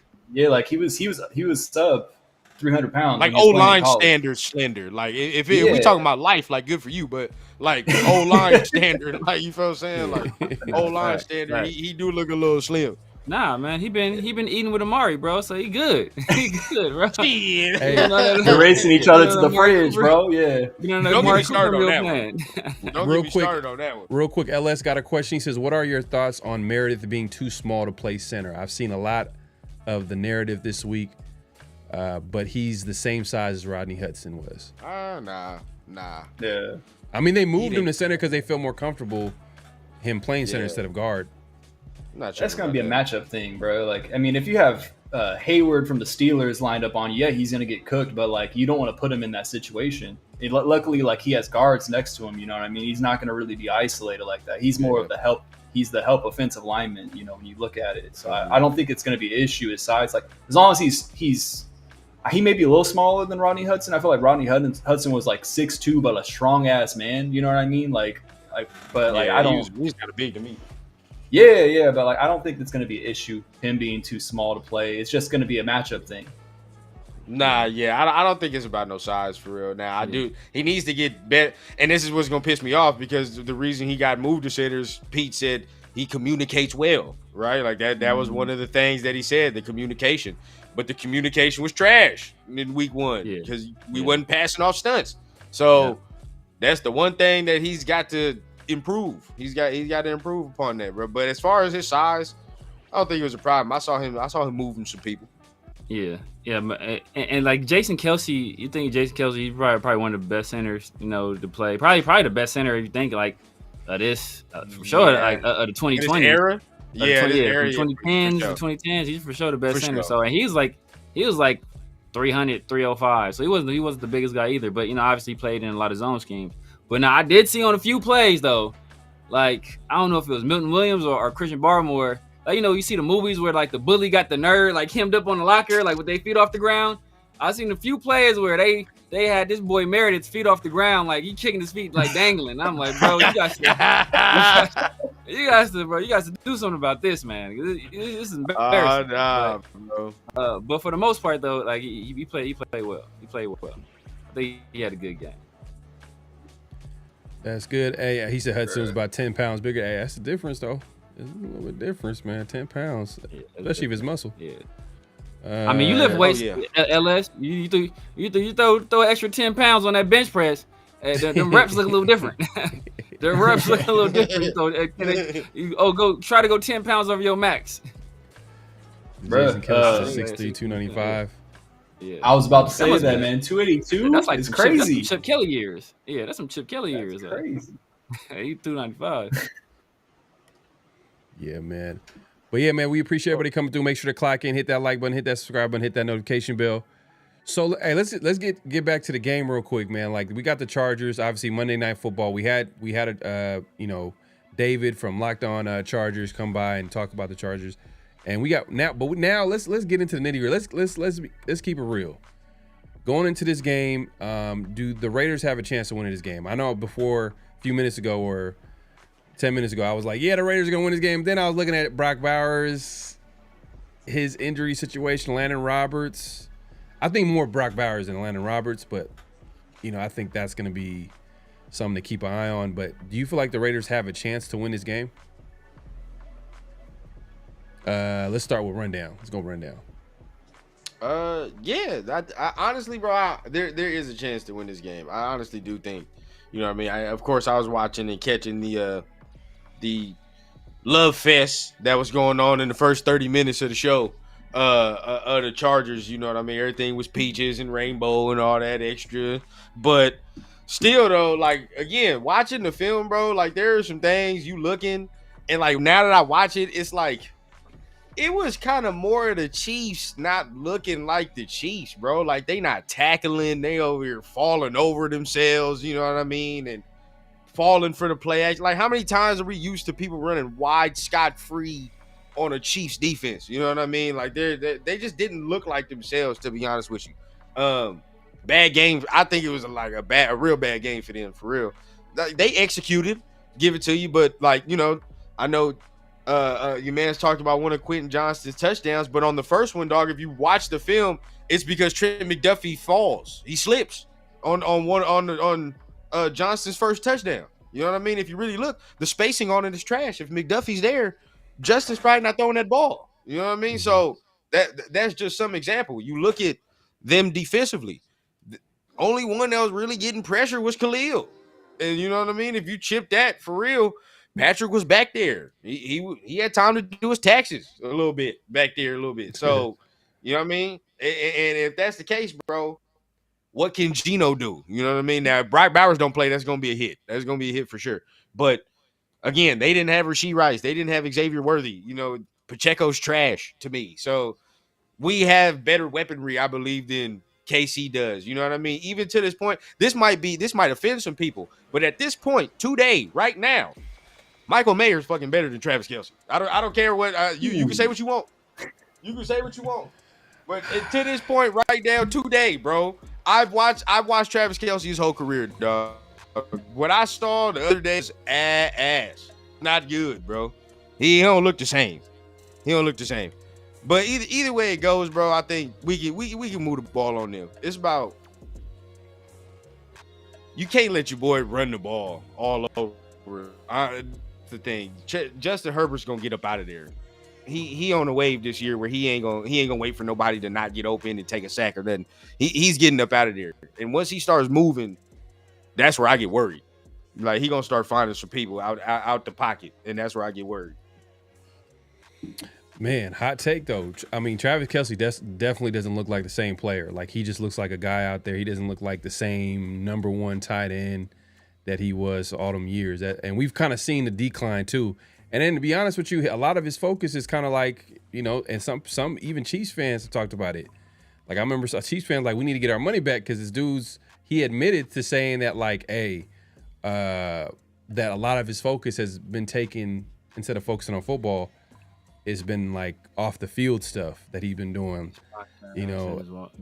And he came out and say that. So you know what, like, you know, it is what it is. That's a Chief problem. I think the Chiefs, obviously they were injured at wide receiver. You know, they got Rice and all that. I think he's missing, like, I think he's suspended the first 4 or 5 games. He coming back, of course, when we play him. Of course, man, that's how it works.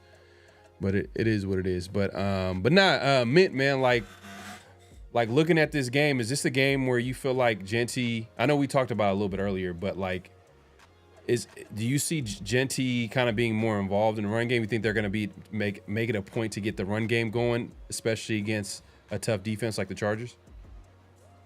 Yeah, I feel like the complexion of this game is going to be impacted by just like Brock Bowers' availability, obviously, because that's going to impact how much spacing we're going to be able to create from our passing game out of 12 personnel with our two tight ends. Because we're still going to use 12 personnel regardless, but it's just like you're compensating Derwin James probably on Brock Bowers, you know what I mean? And like when you have someone like Derwin James kind of getting like essentially taken out of a play by your best player on offense, it's going to allow for Ashton Genty to get some space. You know, I would hope so. You know, I hope he'd be able to find some space. We'll see, but I feel like there's definitely an opportunity for him to show that he's, I don't know, just following, like getting used to running in the NFL, because I just don't think that it's been a smooth adjustment this far.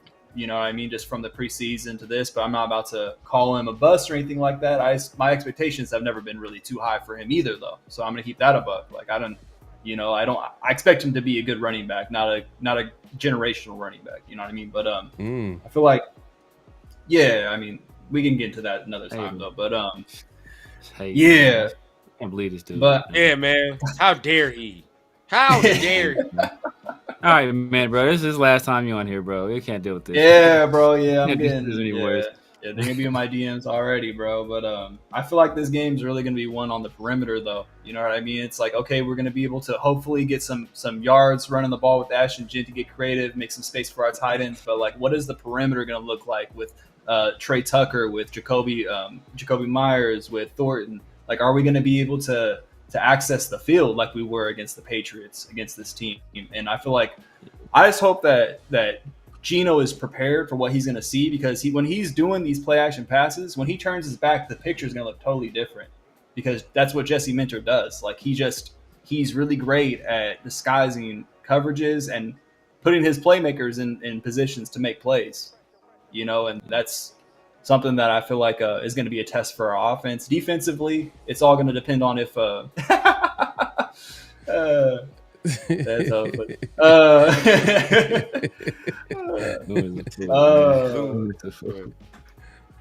but no, it's going to really depend on if how much help they send Max's way, right? Because they have Pickens now that's going to be on his side. It's like, is he going to be triple teamed? Is anyone going to be able to win off of being, essentially just one-on-one? Can you beat your man? And I feel like we're going to have access to Herbert by collapsing the pocket and stuff like that. We saw that against the Patriots, and I feel like we're going to see more of that this week. But I just don't have a lot of faith in us stopping Lab McConkey. I don't think we have a guy is Caillou Blue. This is a Caillou Blue Kelly legacy game. If he's able to like just be competitive with their slot, it's like, okay, like I don't even know if they'll put him in that situation, but that's the only corner I feel comfortable lining up, because Jeremy Chin's gonna get cooked. Jeremy Chin couldn't even guard bro last week. Like what are we talking about? Like I don't like Jeremy Chin. It's just not his game. You know what I mean? Exactly. For even a buck. And Keenan Allen too. It's like I feel like Keenan Allen, like Stokes, that could be a nightmare as well if Stokes falling, which he's gonna stumble at least twice a game. You know what I mean? And hopefully that shit ain't on a comeback. And then no, you're right, bro. You're right. This is a legacy game for Blue Kelly. You're right, bro, because he going against Quentin Johnston. Maybe Quentin Johnston get 200 yards. You know what I mean? To the DCAM gulags you go. That's where I'm at, right there. Yeah. Yeah, so it's gonna be interesting, man. It's gonna be we can't even do that, because if we do, who we throwing out there? Darian Porter? I ain't gonna. It might be time to get this hosing, bro. Like this might be time, bro. Like, yeah, drip or like, drown. As Gunner said, man. Drip or drown. Yeah, we know, bro. We got to make it happen. Yeah, man. Yeah, put him man. on. Put him on. Put him on Johnston, bro. Like, I mean, let him compete. I would feel comfortable. I don't know. No. Yeah. Nah, bro. He too light. He too light in the ass for Johnson, man. I think Johnson? Yeah, I think too light in the ass for Johnson. Well, he's like 6'3", like 210? Is that what Quinn Johnston is? Where's Darren Porter? Darren Porter like 190. he got. Nah, he's do like got a game weight though. 6'4", bro. Like, I think he is a big motherfucker though. I will be honest. Porter's a big motherfucker. I won't say that. I seen him in person. He is big, but he do. He might got to gain a little bit of that. But I don't think they want to play him at all until we get to like the Titans. Yeah. You feel what I'm saying? Yeah, but you see what I mean. We don't have an answer. We don't have. Oh no, and nickel, hell no. We don't. We ain't matching up. You know what I mean? Like that's my worry. What's Buddy name? He's from UCLA. It's severe guy, man. He a severe guy. That ain't my guy. Oh hell! Darnay Holmes was the worst. He was the worst player in coverage. He the one that Trey cooked on that little swing pass, left him reaching. Man. Nah, man. Okay. See, look, and that's why I'm like, he scares me because he's going to be the primary slot, bro. And if that's the case, it's barbecue chicken all night at that point, bro. Yeah, that's why I wanted Jardé Barron, man. See, LSC give him 20 pounds. I knew. Yeah. That would have been nice. Jamal Adams, we are forgetting about that though. We are forgetting about Jamal, but then see Jamal. I'm not looking at him like coverage thing. Like I'm not looking at him like he's gonna be like this coverage monster though. Yeah, like that. That's my thing. I think the rundown's audio went out. But yeah, if you haven't already, make sure to clock in, hit that like button, hit that subscribe button, hit that notification bell. You know what though? I think the underrated aspect in this game is that what we seen week 1, I felt like we're gonna see all season is that the fact that the Raiders coaching staff is gonna be a big plus every game. We're gonna have that on our side. I feel like the Raiders got a good coaching staff. Pete Carroll and the boys, Patrick Graham at defensive coordinator, and now we got a Patrick Graham. I mean, like on offense, like we got Chip Kelly. Chip Kelly looks like he's a good offensive coordinator, and he's gonna bring everything all together. So even with a Brock Bowers out, I'm interested to see what Chip Kelly does on offense.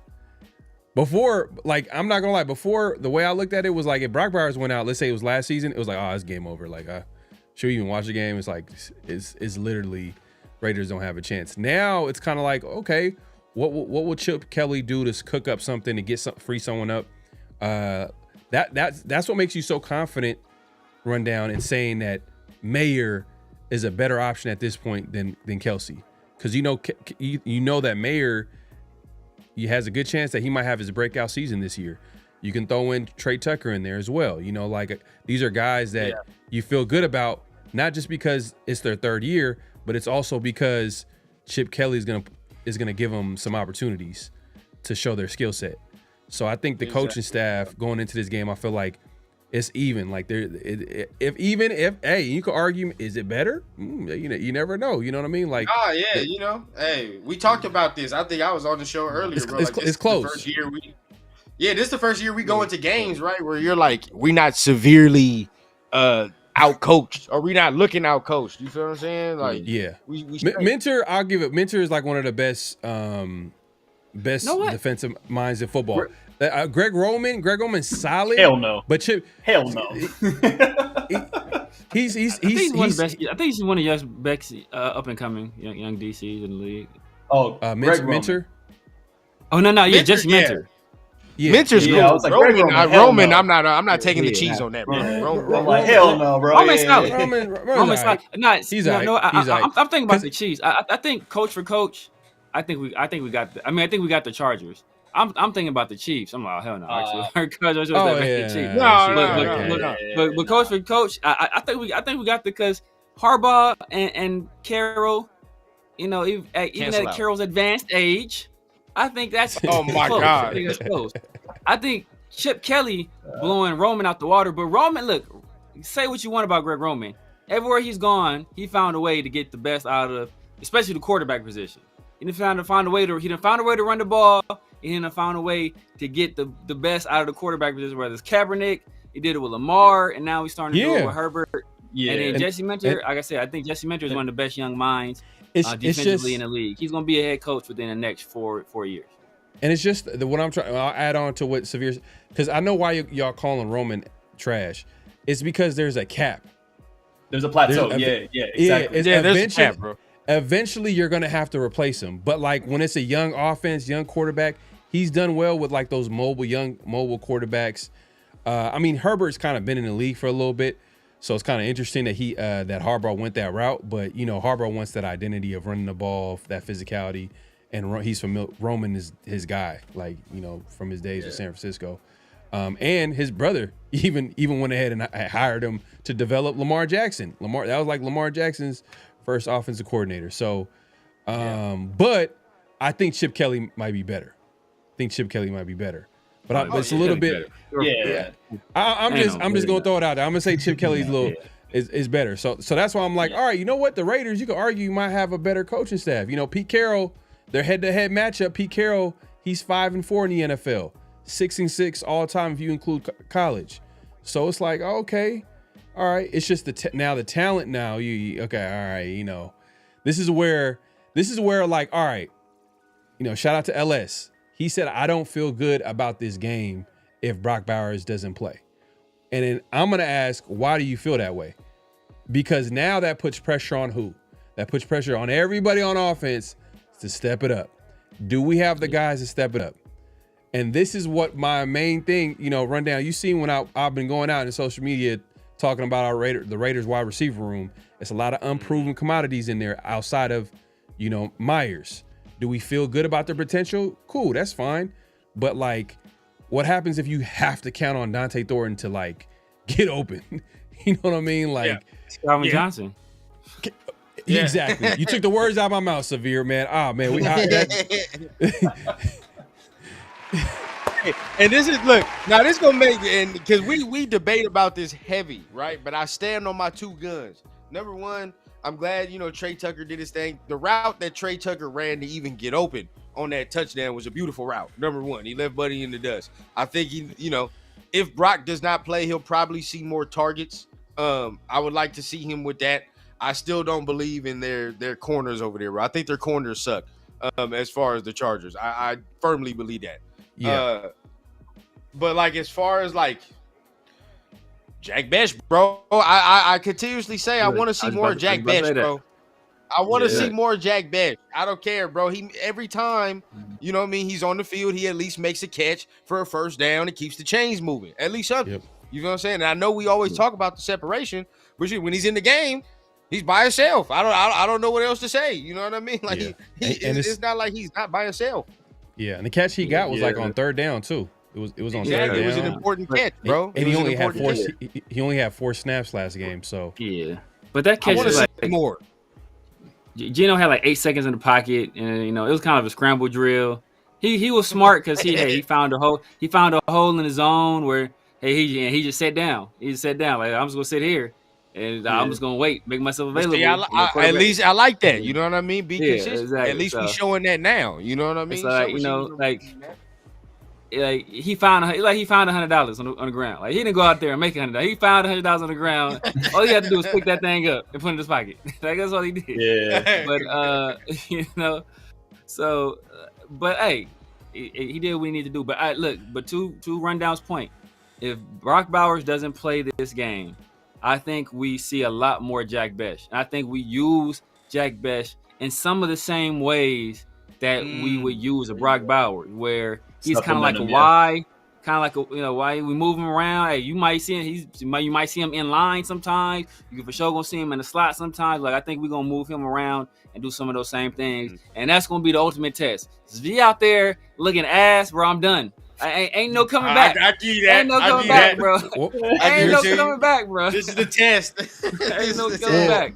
Hey, the way you're talking about it is basically you're basically backing up Steve Smith's point about Jack Bech. Oh yeah. Sure. But that's why I think hey, he has those skill sets. He has those same skill sets. He's kind of played that position before. Obviously, at a different level. He's willing to stick his nose out there and bang bodies. Like, hey, I'm good with that. But what you worry about is as the wide receiver position, it's his speed. You know what they say? It's the fastest to get paid, and it's the fastest that gets laid. And he ain't fast. So you feel me? Yeah, that is a fact. That is a fact. Now, look, I'm with you, Pharaoh. I've been with you on Twitter, man, because they've been on you about the wide receiver position, bro. They've been trying to fuck him up. They've been trying to attack Pharaoh about the wide receiver position, hella, bro. So, bro, and it's so crazy because it's like, damn, like y'all basically saying pretty much the majority. I don't even want to take that shot, but I'm like, homers, just straight up homers. Everybody can't I can still be a fan of the team, be like, man, I want this team to win.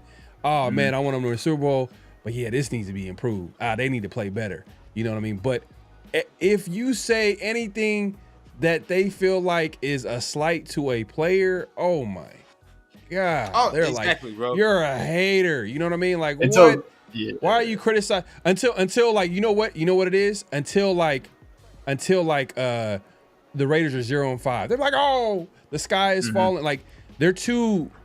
It's too emotional, man. It's way too emotional. It's reactionary thoughts for sure. It's like, I'm gonna ride with my guy, but I don't know, man. It's like there's always gonna be people that are rushing to one side or the other. You know what I mean? As far as overreactions, and that's why we're here. You know what I mean? Just to actually look at the film, actually look at things critically, and be able to actually not come at someone's character, but more so come at their game and be honest. You know what I mean? And there's no shame in no one's a perfect player, man. If everyone was a perfect player, then we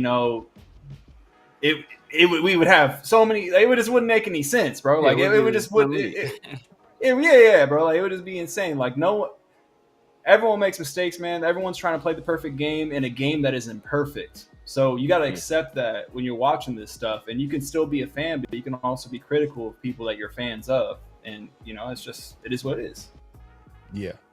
Yeah, man. It sounds like even David had to admit that the Chargers secondary is a little bit suspect as far as their corners. Good, so yeah, they're not good, bro. There's only one dude on the secondary that's straight, and it's Derwin James. And even him, we don't think it as good as he is. We don't think of him as no cover guy. He's not no cover dude. Even if he had to cover Brock Bowers for 4 quarters, I still like Brock Bowers in that matchup. I'm not even gonna cap to you, even if they did that. So, I mean, I don't know, but I think Jordan Candy against them. Exactly. I mean, Derwin was getting cooked by Renfro back in the heyday. Oh, that's fact. You know, to the point where they had like NFL Top 100, and he just or was it NFL Top 100 or I think it was an interview. It was an interview. He was all like, "Oh man, Hunter Renfro's one of to cover up his you know what I mean, he couldn't hang with him." Was he talking to Brandon Marshall?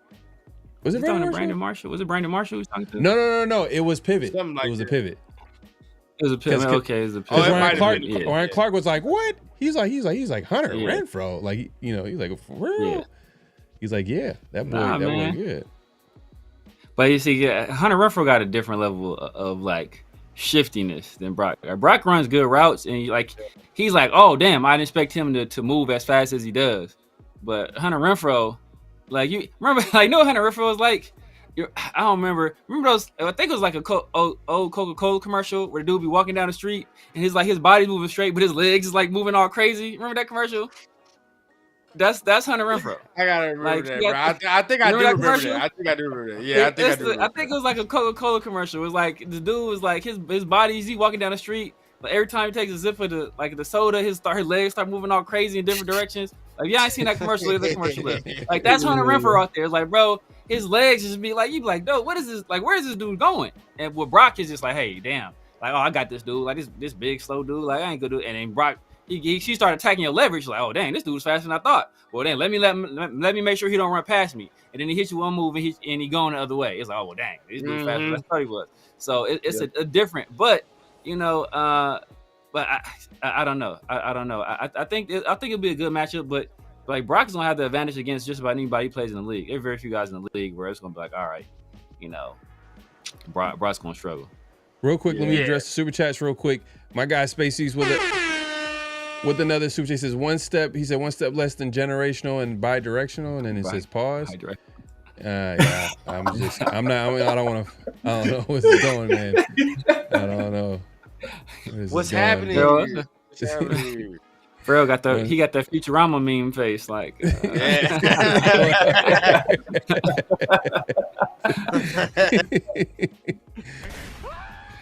Hey man, LS with the super chat, my guy, man, appreciate you supporting the show. He says Dante is a mismatch for the Chargers. Their biggest corner is Saint Just, and he's only 6'2". He runs a 4.5. Get thrown, but Dante is more. He just runs like as fast. He's not a guy that I look at as like I'm sure he's probably there's gonna be moments where his size is gonna come in handy, but I don't look at him as like. I look at Besh more of a physical guy that got some ball skills a little bit. Like especially that's just part. Agree. You see what I'm saying? But Thornton is more of a speed guy. Like he's gonna just blow past you. That's like one of his. And he happens to be 6'5". He happens to be 6'5". Yeah. He definitely especially like a 27-inch vertical jump. I'm like, oh, bro.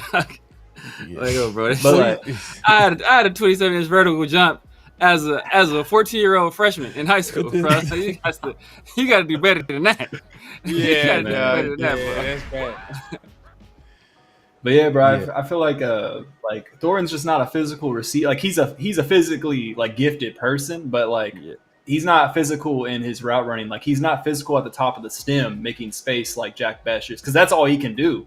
Like Jack Besh, someone's gonna ride in his pocket. He's hardly gonna beat someone with his release, right? But he's gonna make space at the top of the route, and he's gonna be able. He's a smart player, and he's gonna either run at an angle that's closer to the quarterback, that's friendly to the quarterback, or he's gonna sit down in zone like he did for his first reception. And it's just a different game. But I feel like that might be a little bit more beneficial. But I mean, Thornton will probably go off too. I feel like I wouldn't expect anything more than like 5 catches from Thornton. I feel like 5 catches from Thornton, that'd be an incredible day from him. You know what I mean? With a lot of them being, because he's probably gonna be running post, like comeback routes. He's gonna be running fades, back shoulders, and out routes. He ain't gonna be running anything crazy like across the middle unless it's like just like a long like crossing route. You know what I mean? Like it's not his game right now. But see, that's what I'm saying. People are not realistic. He's developing.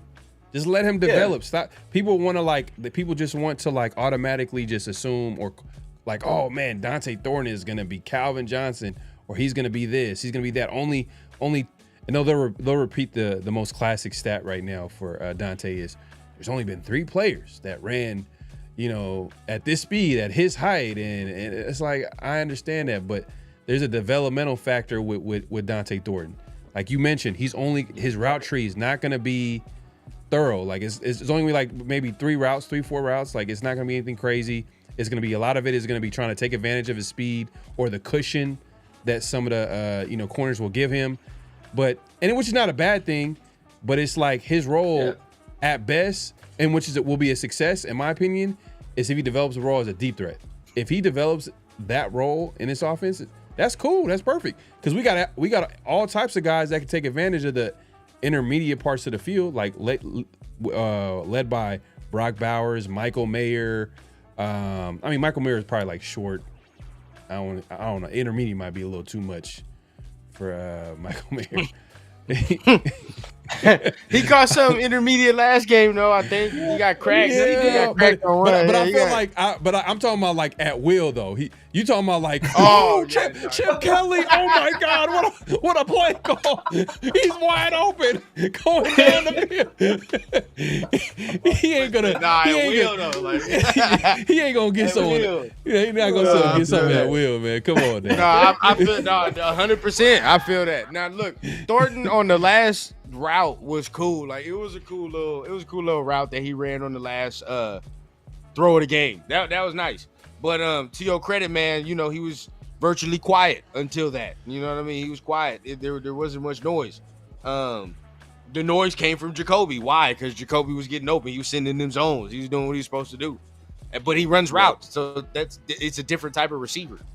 Look, this is the order. This is the order of production. Real quick. This is the order of production. Brock Bowers, Jacoby Myers, and I think Trey Tucker, and then Michael Mayer. Yeah. It's no debate on the 3. I don't know why people trying to debate on the 3. It's always been Trey since the training camp. Yeah, just because Trey has opportunity to be 2, bro. Like if he gets hit on these throws, like because he's open a lot, bro. Like Trey might be. We might, if everything goes correctly, I feel like Trey can turn into the second option on the Raiders this year, and that could be the end of Jacoby Myers as a Raider. I'm not saying it's a guarantee. But it's different games. It's different games for sure. But bro is running like I haven't seen him be this shifty ever before. He was always like a stiff small guy, which didn't make any sense to me. But like just like how tactical he is with his releases now, and how like there's no false steps at the top of his stems when he's running comeback routes and ends. Yeah, he's improved a lot. So I'm not saying he's there yet, but like bro has an opportunity to be like, nah, I'm gonna take that money that you have for Jacoby Myers this year. And I know a lot of people might not want to hear that, but like that might be what happens if everything goes well. That'd be nice. It'd be because then that means he's playing out of his mind. You feel what I'm saying? That means he's actually overperforming at that point. I think he can. I'm not gonna lie to you. I think he has the opportunity to do something. Just depends. I don't think he's there yet. Well, not with Jacoby, but I don't think he can be that. Yeah, I think people don't understand how good Jacoby is, and that's why I think it's like, it's like the little nuance. I know you mean. Watch the ball, but just the little nuances in this game, just to understand. Like even like perfect example on that side adjust he made on that corner blitz, right? Like it was a corner blitz. He called it out. Genty did a great job recognizing it as well. He saw Jacoby call it out. He got over there, pass pro. Jacoby, he made the side adjustment on the route, was out route, bang, first down. Like that's like high level IQ stuff. That communication, then the recognition, the adjustment on the route, catching the pass, keeping his feet in bounds. Like that's like high level stuff. And that stuff like Tucker is not doing on a consistent basis. Like you think back to training camp when like the Niners weren't playing a lot of their starters, and Trey struggled. Like, he was struggling the whole session. And to the last session, the guys have to intervene and kind of soup him up at that point. So I don't think like enough. It's actual factual, right? So I think he's not there yet. but he's made tremendous strides, and everybody's talked about it. Like just the way he's like the way he's like the way he's getting off and his releases, then he's stacking guys, then how he's running like these breaks at the top of his routes, like it's super clean, even on the touchdown, like super duper clean. Made tremendous strides. We've always heard since year one he's been a hard worker, so we'll see. Dante Thornton, I don't think he's ever going to be a volume catcher. Like people always bring up that stat. Oh, he's only 3 guys that's over 6'5" and ran 4.3. And never talk about that fool's weight though. Like, hey, he in a different weight class. All right, these dudes, he's at a welter. They're in light heavy. So like, that's what they never talk about. So like, so his game is going to be different than those guys. He's not going to be able to be used in the same way. And like I said, he's not a volume catch guy. He's a guy that's going to he's going to hit on some big plays. Like that's what he's going to do. He's going to hit on some big plays, some deep crossers, some nines. He occasionally, once he starts to threaten you with a speed, he might hit you with a comeback, or but for the most part, or a deep curl, like that's going to be his game for the most part. So it's to he's going to run a lot of clear outs, for letting guys like Brock and Michael Mayer, eat underneath. Like that's going to be his game. So, and that's all we should expect from him. But I think Jack Bech, if Bowers don't go, this got to be a Jack Bech game. It got to be a Jack. He got to show me something. 100%. He got to show me something. And one last thing. This fool meant outside. Is outside in sepia tone? This is crazy. It's the outside his window is in sepia. I was like, I've been thinking this the whole time. Hey man, the lighting's crazy, bro. Yeah, I feel like it's a little haunting. Not gonna lie, bro. Bro, I swear, bro, it looks like Ohio right now, dog. I feel like I'm next to a it feel like it's house, out of a Michael Myers. If Michael Myers just walked by the windows, looked at your window, like it walked past, like I would not be surprised at all. Bro's just standing out there. I swear, man. Facts. That's hella fun. Facts. Nah, but real quick though, I want to not rebuttal, but more so just further clarify what I was saying. I'm not saying Trey Tucker's game is comparable to Jacoby Myers' game at all. Like, it would be a completely different game plan to get him the ball. Yeah. I feel like he could increase the amount of catches he can get. And Jacoby Myers is like, because he was a quarterback previously, he understands the game at a higher level. You know what I mean? Like, I'm not discounting that at all. I think there's just like potential that as a Raider fan, you hope that Trey Tucker reaches this year to alleviate the importance of re-signing Jacoby. But Jacoby is Jacoby, man. I love what he does when he's blocked, bro. Like a crackback, like seeing a NFL wide receiver crackback like that. I haven't seen that since Hines Ward, bro. You know what I mean? Man. Like ball. Yeah. People that know ball know that shit. You know what I mean? Like crack toss and homie's going in there with a smile on his face. That's a football player, bro. Like I love Jacoby's game. You know what I mean? But like, I'll just leave it at that. I'm not trying to discredit this man's game at all. Why they outlawed? Did they change their rule because of Hines Ward? Like those crackback blocks? Didn't he like blow somebody up? Yeah, bro. I mean, so many times, dog. Like, yeah. Yeah, man. Hey, look, man. Hey, we appreciate everybody pulling up. Make sure to clock in, hit that like button, hit that subscribe button, hit that notification bell. Yeah, man. Hey, look. Hopefully, it's gonna be a great game. I love watching great football games. But the Raiders got to win. So a great football game to me is Raiders winning. So however way they get it done, hopefully they get that W this Monday Night Football. Let's get into the pick'em games and we get out of here, man. Let's pick out. So rundown. This is your first time on the show when we have these pick'em games. So all we do is we're just picking the winners of each game this weekend. So. Oh, that's a bet. That's a bet. I started off good this weekend. Parlay started off right. Packers did what they supposed to do. So all I'm gonna say, bro, continue it off. Look, man, I had I had a better start this year than last year. Last year it was like I started off terribly, but I ended up strong. It came down to the wire. But 9-6 was my weekend. It was alright. You know what I mean? It was alright. All right. Severe 10-5, man. Respect. He's holding his own. Okay. And then Minty, God, just came in and just took everybody's money. 13-2. Man, sizzling. 13-2. Okay. Yeah, I'm gonna ask LS with the pick because LS is from the future. It's like 3:00 on Friday for LS right now. So I'm gonna ask him what games I should pick. So he is talking to us from Friday to from tomorrow afternoon. So he gonna let me know what's up. All right, cool. Let me set this up real quick, man. If you want to hit up the chat real quick, Severe. You know what I mean? Big Lil Boscos, we never give Jacoby a game, a comparison at best. I feel like he can be like Gianji. Yeah, that's that reach right there. That's a little reach. Love right that, there. but that's that reach. Like a poor man's. Oh, damn.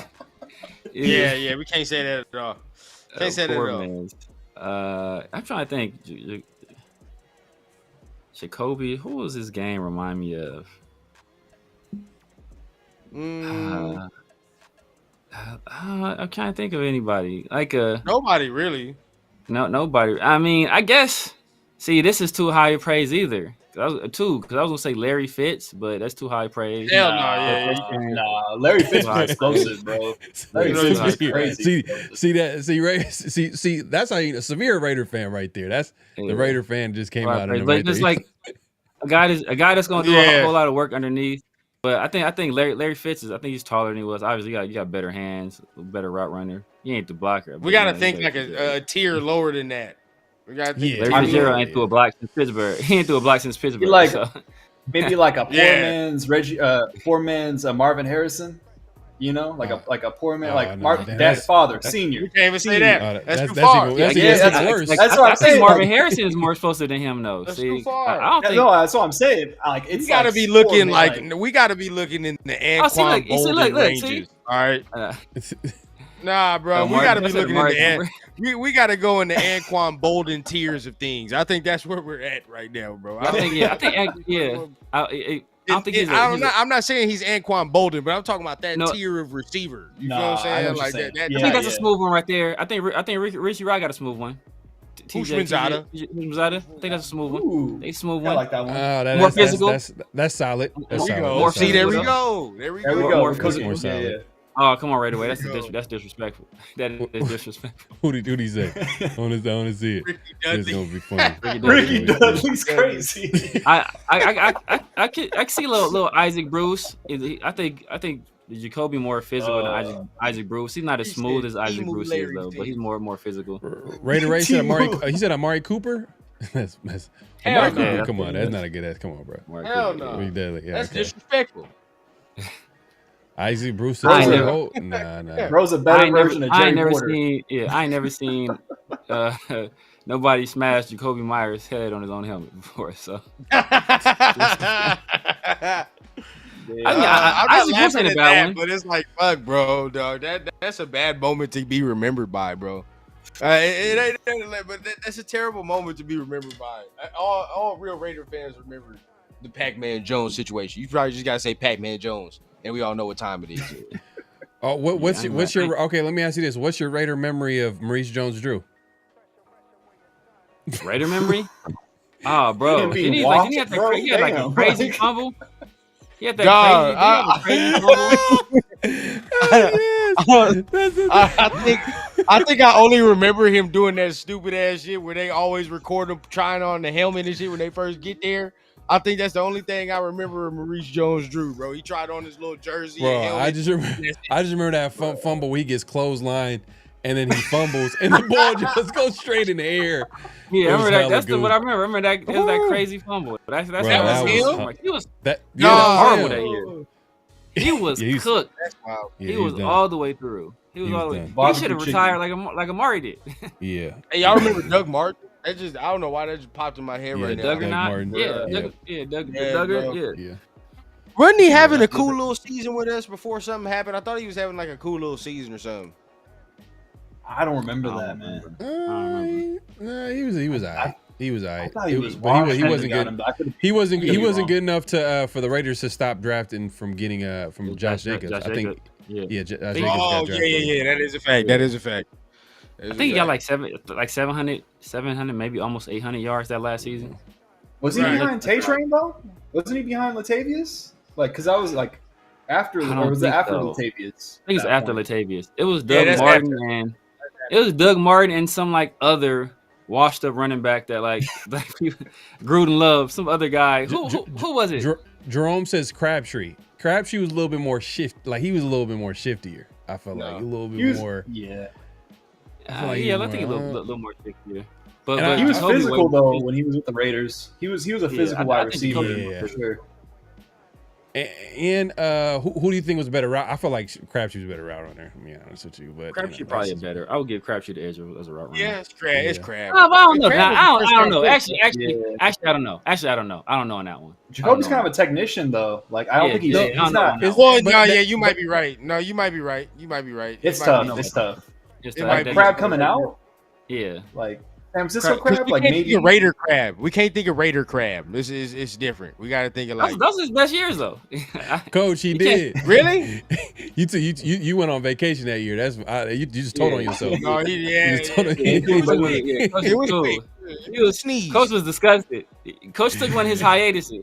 That was you know Smooth what hiatus. year that was? That was 2018 where Khalil Mack got traded, Amari Cooper got traded. Yeah. The Raiders had they went 4-12, I believe, at the time when it was 16 The games. Jordy Nelson, yeah. It was Yeah, bad. man. But yeah, man. Let's just get this started real quick, man. We got Browns Ravens game 1 this weekend. I'm taking the Ravens. They are pissed off they lost that game against the Bills, man. I'm gonna go ahead and just take them right there. That's the easy one for me. But it is a divisional game, so divisional games anything can happen almost. But rundown, who you got? Ravens, bro. I'm not. Yeah, I'm with you. I think they're gonna bounce back 1-1. Get it right. Right now, I was like, hell no. Yeah, Man, who you got? what was that? Oh, who do you got? Ravens, Browns. My fault. I'm gonna go with the Browns. No, I'm just kidding. I'm gonna go with the Ravens for sure. Bro. it ain't even. It's quick. Yeah, not the Ravens. All right. Severe, who you got? Yeah, bro, come on, bro. Joe Flacco, come on, dog. Go with the Ravens. Go with the Ravens, bro. Go with the Ravens. All right. So we got Bengals, Jaguars. Jaguars had I don't want to say surprising week 1, but they're 1-0. They beat the Panthers kind of easily. They were in control of that game. Bengals, man, I want to. Yeah, I'm picking the Bengals, man. I'm Joe Burrow. Yeah. You know what I mean? Yeah. But the defense, Jaguars defense kind of looked, but it was going against the Panthers, so it was kind of like, I don't know. Yeah. I think the Panthers are better than what they looked like, though. I think that they're gonna actually be a decent. Like, I don't think they're gonna win a lot, but they're probably gonna be more competitive than we're used to this year, Right. For sure. And that's what I thought, and I picked the Panthers, and they got easily manhandled on last Sunday. So Yeah. it is what it is. Yeah, that front seven's really nice with the Jaguars. They have a good front set. At least like ends, even interior too. They have Armstead, I think, still, right? If I'm not mistaken. Yeah. I think they got like a solid corner at least. I think was it Tyson Campbell? I think Tyson Campbell. Yeah. So are you going with the Jaguars, man? Is that your pick? Bro, if the Jaguars were playing at home, I'll be picking them, but I'm going with the Bengals. I feel like the Bengals keep it going 2-0. I think it's a close one, but I'm going Bengals. All right. Oh yeah, and rundown. You picked the Bengals, right? Oh yeah, easy money. I think the game comes down to like the quarterbacks. So I mean, of course, you pick Joe Burrow in the situation. So, Bengals for me. Severe, who you got? Yeah, man, Bengals. I ain't over here trying to reinvent the wheel, man. Jamar Chase and T. Higgins, I think they're gonna cook. Ooh, let's not talk. But see, with that, and they still find a way to win. That's good for them. You feel what I'm saying? Because he's gonna find his yards at some point. Yeah. I'm not gonna trip about that. I'm not gonna lie. Their offensive line though is I think it's gonna hold them back every year until they figure that out. But look. Yeah. There is not a single player on the there's not a single player in the NFL, let alone the Jaguars, that's anything like Myles Garrett. Myles Garrett himself destroyed that entire game. He is one sequence where he damn near had 3 sacks in a row. Like man, I think they have a clip on YouTube where he didn't get the sack, but you see him. I think they ran like a end tackle stunt, and you see Myles Garrett loop first of all, the way he looped around the corner. This dude is a freaky athlete. And then the speed that he's running at, like, that has to be the most terrifying thing in the world, bro. You got this giant behemoth running at you unimpeded, and you got to throw the ball, and you really can't protect yourself. And he took a crazy hit too. So, nah, bro, ain't nobody on the Jaguars. Trey, what's the old boy from Georgia? Trayvon Walker. Trayvon Walker ain't nothing like Myles Garrett. Yeah. LS, man, facts. Facts, man. Stone Forsythe will walk into the Cincy line. Don't even play, Carroll. You already know what time it is with the next. You already know what's up with the next game. We ain't got to play around. Facts. We ain't got to play around at all. Yeah, the Cowboys. Yeah, come on now. Yeah, I think Russ gets benched though too. I think the Jackson Dart era starts this week. Yeah, that offense is bad, bro. Let's not even play around with it. We know what time it is. Yeah, Jackson Dart. Cowboys all Severe's the way around. QB3. Yeah. I know what time it is. My QB3 the entire time. So we got a divisional game right here, AFC North matchup, and we got a former offensive coordinator, now head coach, going against his old team, man. Bears Lions. Ah, man, this one's tough because then Lions didn't look all too good. But I'm not gonna lie. But it's against the Packers too. Right. Like in Packers right now, they ready to win now. But then Caleb Williams looked kind of questionable. I'm gonna go with the Lions, bro. I don't know why. Just something ain't gelling or clicking for me with the Bears right now. Something ain't clicking.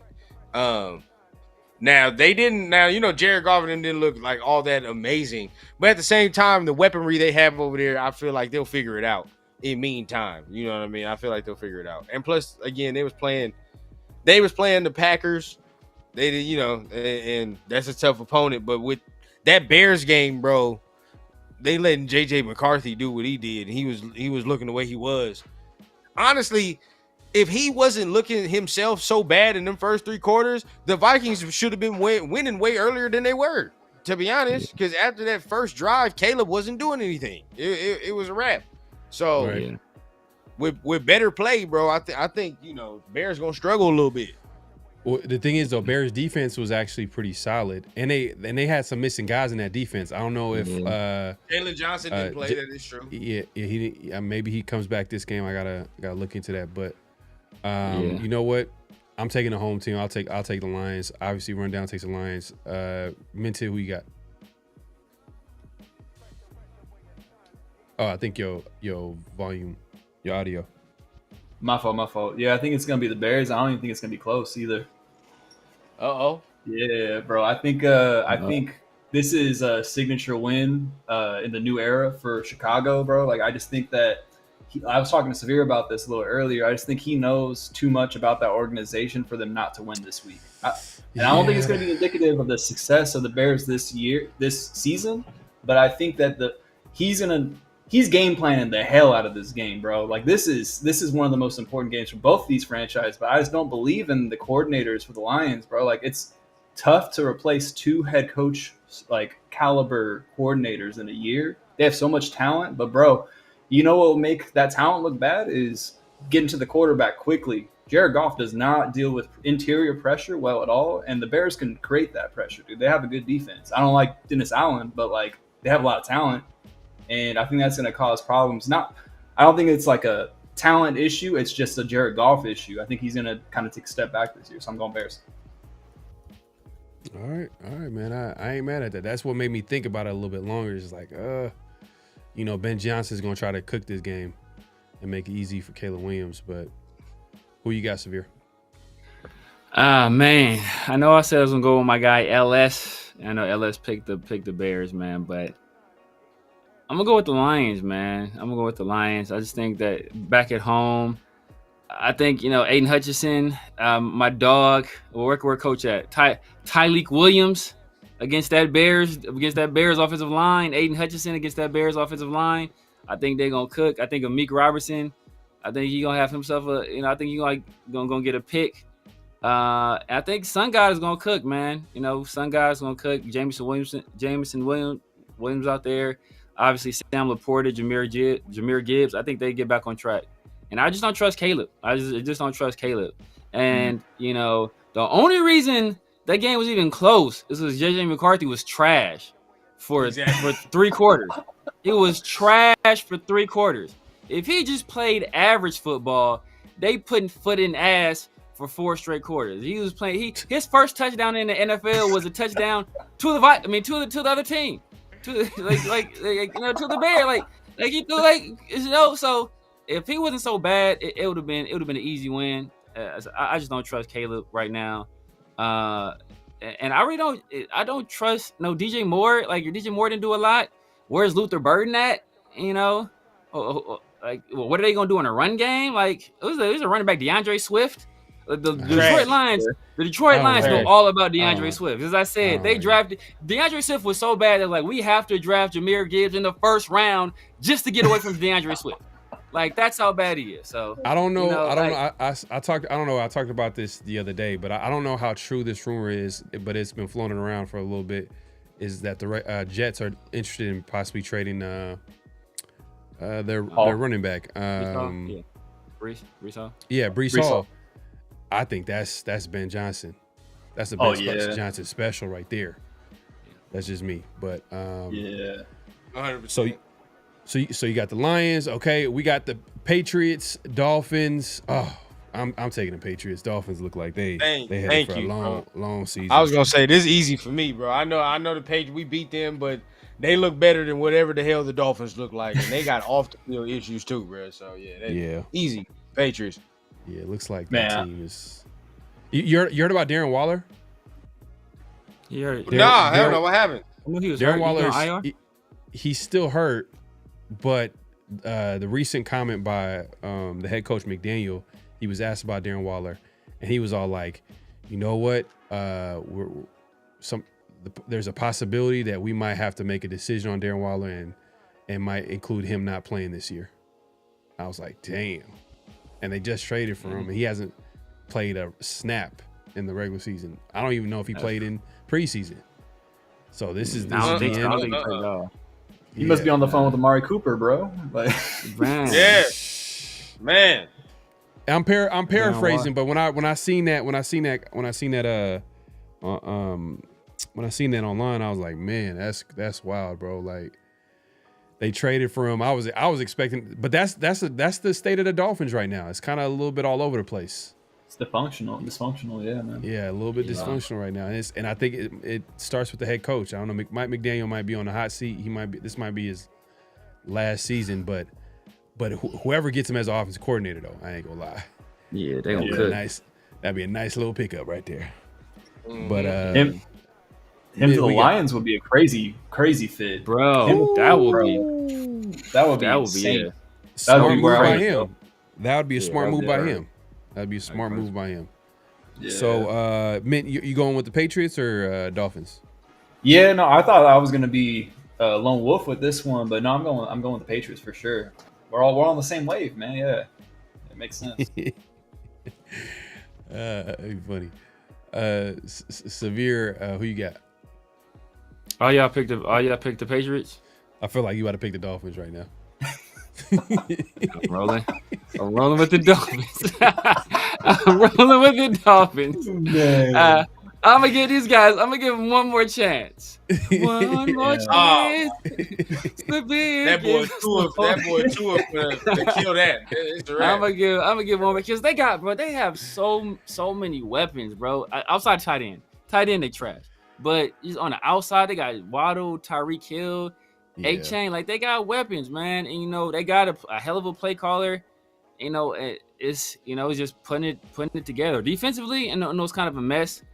But I think they had a lot of new acquisitions, especially in the secondary.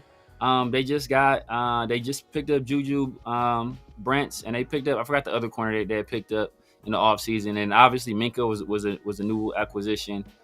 So I think they got some guys. It's about putting it together, man. So I'm gonna give them one more chance this week. I think they might be able to get something done this week at home. I was just playing around. You about to pick Dolphins? I'm about to pick the Dolphins. Yeah, I picked the Dolphins. Yeah. See, I knew someone was gonna pick the Dolphins. I knew. I'm gonna give them one more chance. I'm gonna give it if the Dolphins lose this game, they get the Panthers treatment. You know what it is though. I'll give you this. You know what it is. This game right here, I'll give you this. Is the Patriots? I don't think are like, they're not gonna be that spectacular this year. They're gonna be alright. You know what I mean? They're like, because you know what it is. Drake May is gonna go through growing pains, learning this Josh McDaniels offense. And like, I don't know why Henderson didn't get the ball last week. That's like weird. But I don't know if he's getting that rookie treatment. But why would you? That don't make any sense. This is a young team. Like, I've heard let the young players before. play. Like, bro. Like, do you look at what he was doing with the talent with the Raiders, bro?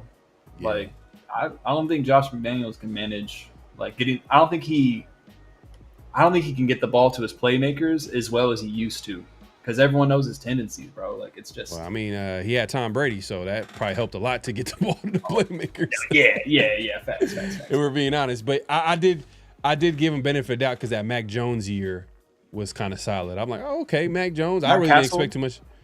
Matt Castle. Yeah, he won 11 games. Jimmy Garoppolo. Yeah. Like, they had a lot of Jacoby Brissett. Like, they had a lot of quarterbacks that they were able to go in other places. But with Matt Castle, that was an offense that was there for like how many years? So like it was just about plugging in, like, you know, I'm talking about like first time, like players are like the quarterback. Like Matt Castle was in that offense for how long? Like as a backup quarterback with Tom Brady. Yeah. So like 3-4 years. Yeah. Exactly. So I feel like but you see like the further these guys get away from Josh McDaniels, usually the worse they get. The only person that didn't get really worse was Tom Brady.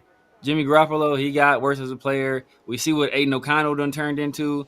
We see what we see what Mac Jones done turned into. Mac Jones went from being a rookie Pro Bowler to a backup or journeyman. Well, wait, but Jimmy G was a starter for the Niners for years, and he comes to the Raiders under Mike McDaniels. What the? Like, why we just he was looking down at that point. Yeah, he was looking down at that point. Act like that didn't happen. Yeah, he was looking down at that point. That happened. But the thing is that he went from a much simpler. He went from a much simpler system with Kyle Shanahan back to a much more complicated system with Josh McDaniels. So it's like it was a shock to the system. It's like he was on a relatively simple, easy to understand, easy to read, system with the Shanahans. Yeah. And then he comes back over here, it's back to, you back to reading. You go from reading Dr. Seuss to reading War and Peace. Like it's a hell of a shock. Yeah. No, well, look.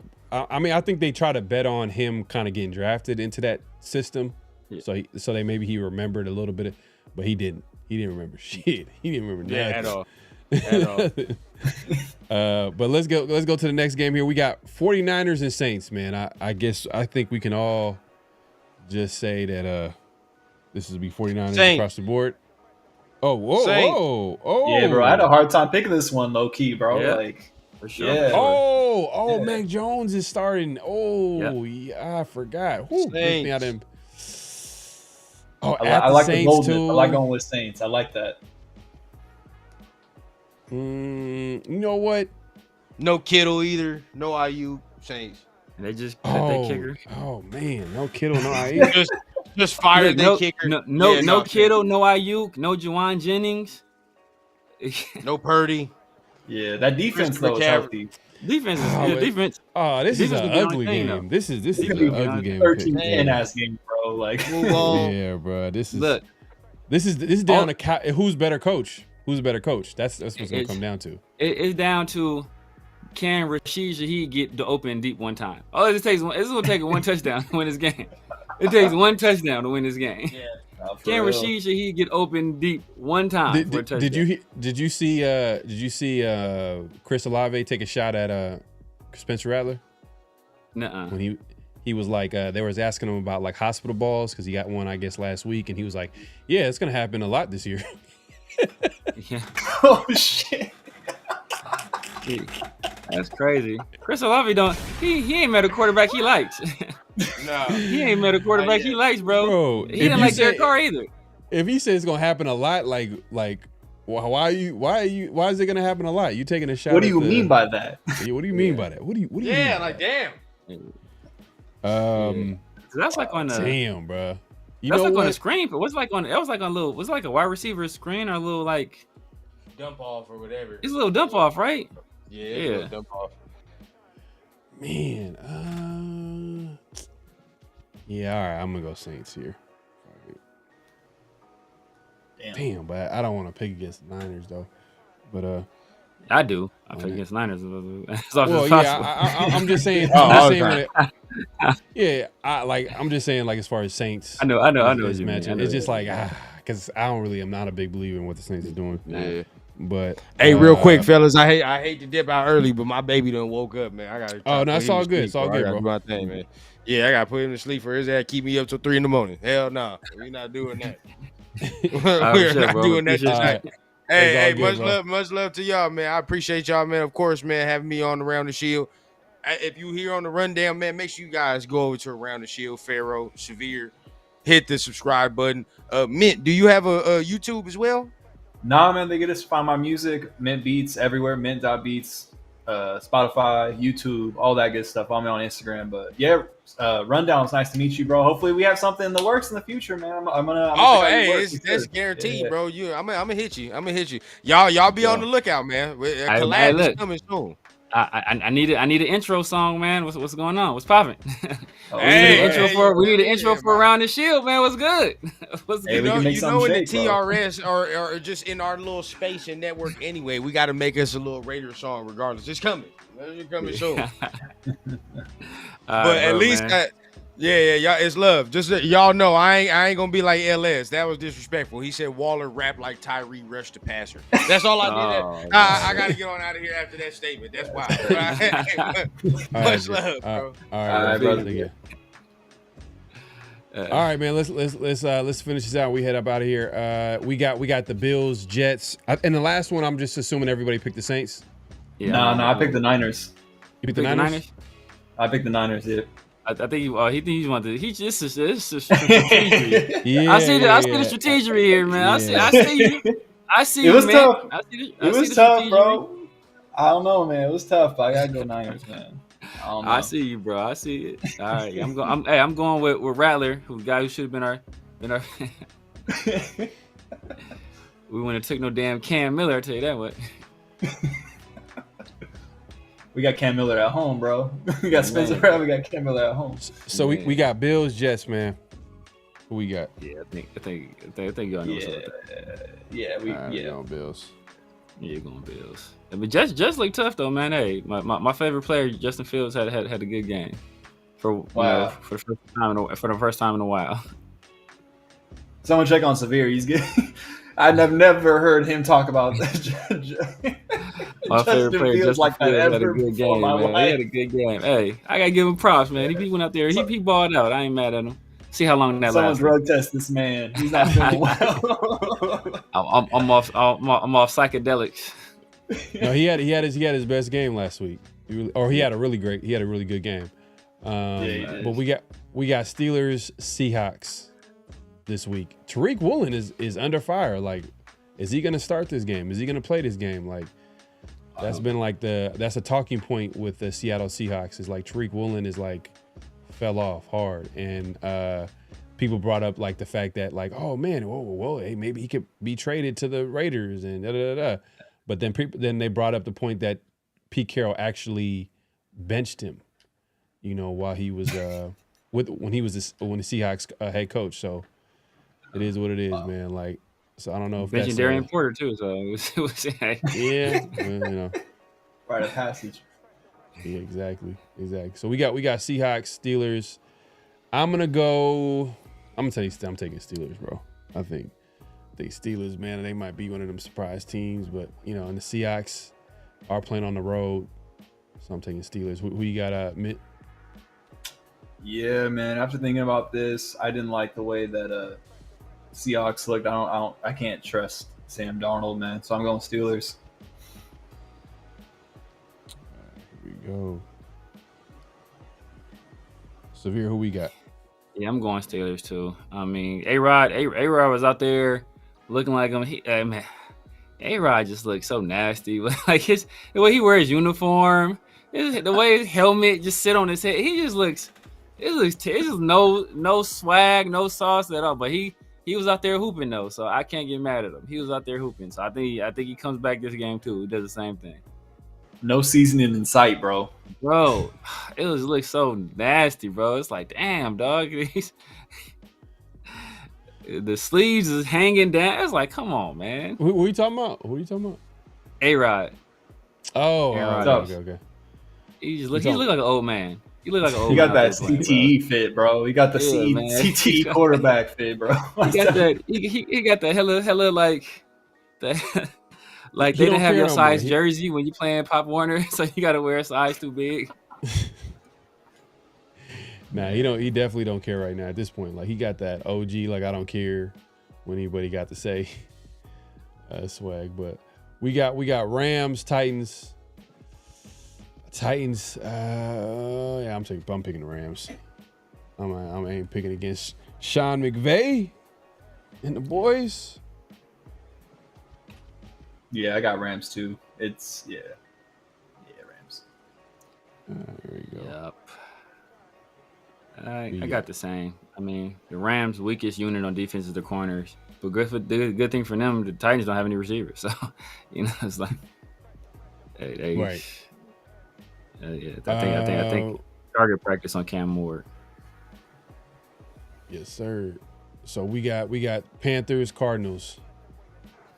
I think I'm gonna go with. Damn, I'm going Cardinals, bro. I'm going Cardinals. I'm not picking the Panthers anymore. I'm just gonna stay away from them for a minute. It is disappointing. But man, you're a big believer on the Panthers. Is this the game that you're gonna pick? No, I mean, I just don't think this is the week for them, to be honest. I think playing the Cardinals at home, that defense is underrated, I think, in my opinion. I think Cardinals win for sure. All right. And then, Severe, you got Cardinals? We got Panthers. I'm gonna pick the Cardinals just because the Panthers did me so dirty last week. But we was in the same situation at the end of last year, and all the Cardinals had to do was beat the Panthers to get into the playoffs.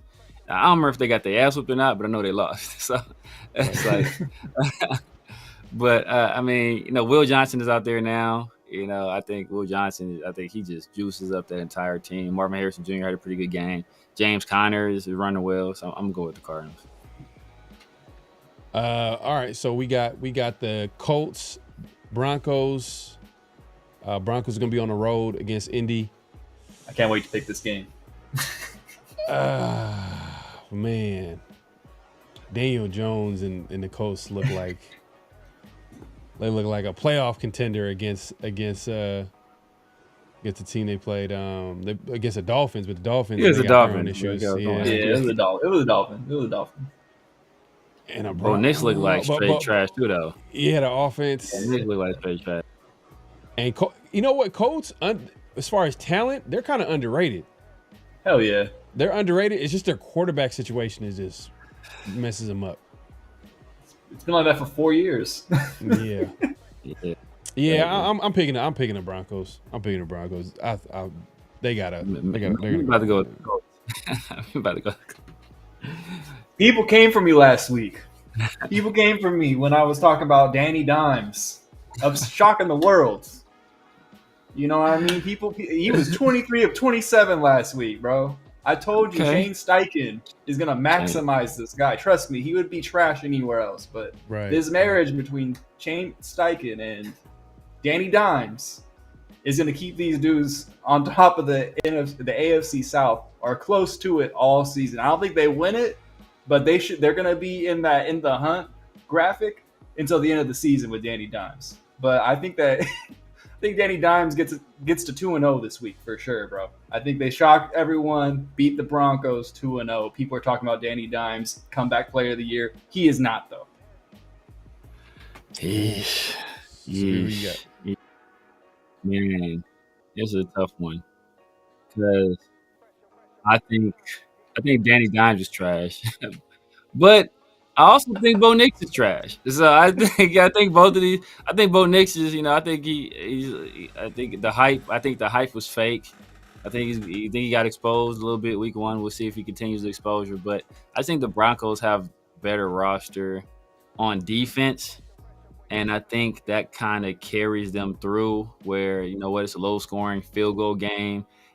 I think Daniel Jones commits a turnover or two or three. And RJ Harvey looked good, man. RJ Harvey looked good toting that rock. I'm gonna go with the Broncos. I'm gonna go with the Broncos. All right, so we got Broncos, Colts. Yeah. Another thing about that game, real quick. I'm a little bit conservative on that one. I was like, I got to see more before I feel like. Because Broncos defense is gonna.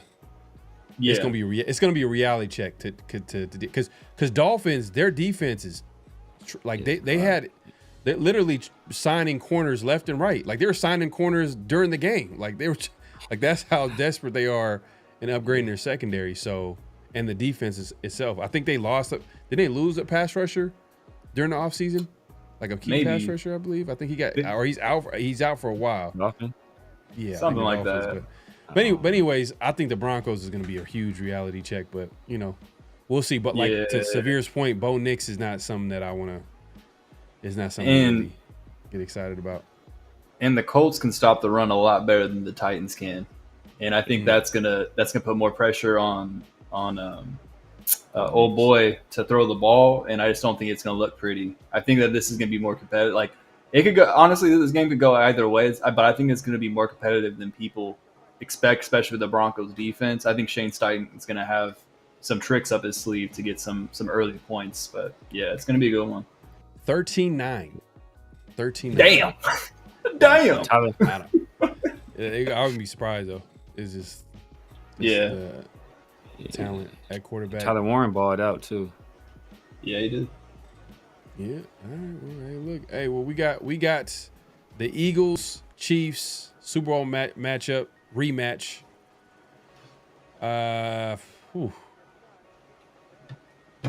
You know what? I'm going to, man, it's tough because I would have picked the Chiefs, but then they got injuries at wide receiver. Yeah. And I know Worthy's practicing, but is it gonna be enough or is it just for show? Are they gonna rest them until it is at home? It's their home opener. Whew. Yeah, I'm going Chiefs. I'll take the Chiefs on this one. I think Andy Reid gonna have some cooked up, especially Steve Spagnuolo on defense. So, who you got, man? I got the Eagles, man. I think it's gonna look very similar to how it looked last week because the Chargers essentially use the same thing that the Eagles did in the Super Bowl against them. So I mean, why choose against that? Right now, I'm gonna go Eagles. Got you. You got Severe. Yeah, I'm gonna go with the Eagles. Juwan Taylor against anybody on the Eagles defensive line is a mismatch. And I actually think I think they put a muzzle on Jalen Carter till the game actually starts, and so he doesn't get suspended. So I will go. Say he'll have a big impact on the game as well. But I think it's gonna be closer than people think. I think some people are thinking it's gonna be a blowout. Patrick Mahomes is the equalizer in most situations. The Super Bowl got out of hand quickly, but for the most part, he's able to carry a roster that's not that great. So I think this will be a close game, but I think the Eagles pull it out. I just think the Chiefs wanted more. More, but that's what I'm betting on. But Vikings, Falcons, Sunday Night Football. Michael Penix and Christian McCarthy. Man, I like Michael Penix, but Vikings, Brian Flores. Sheesh.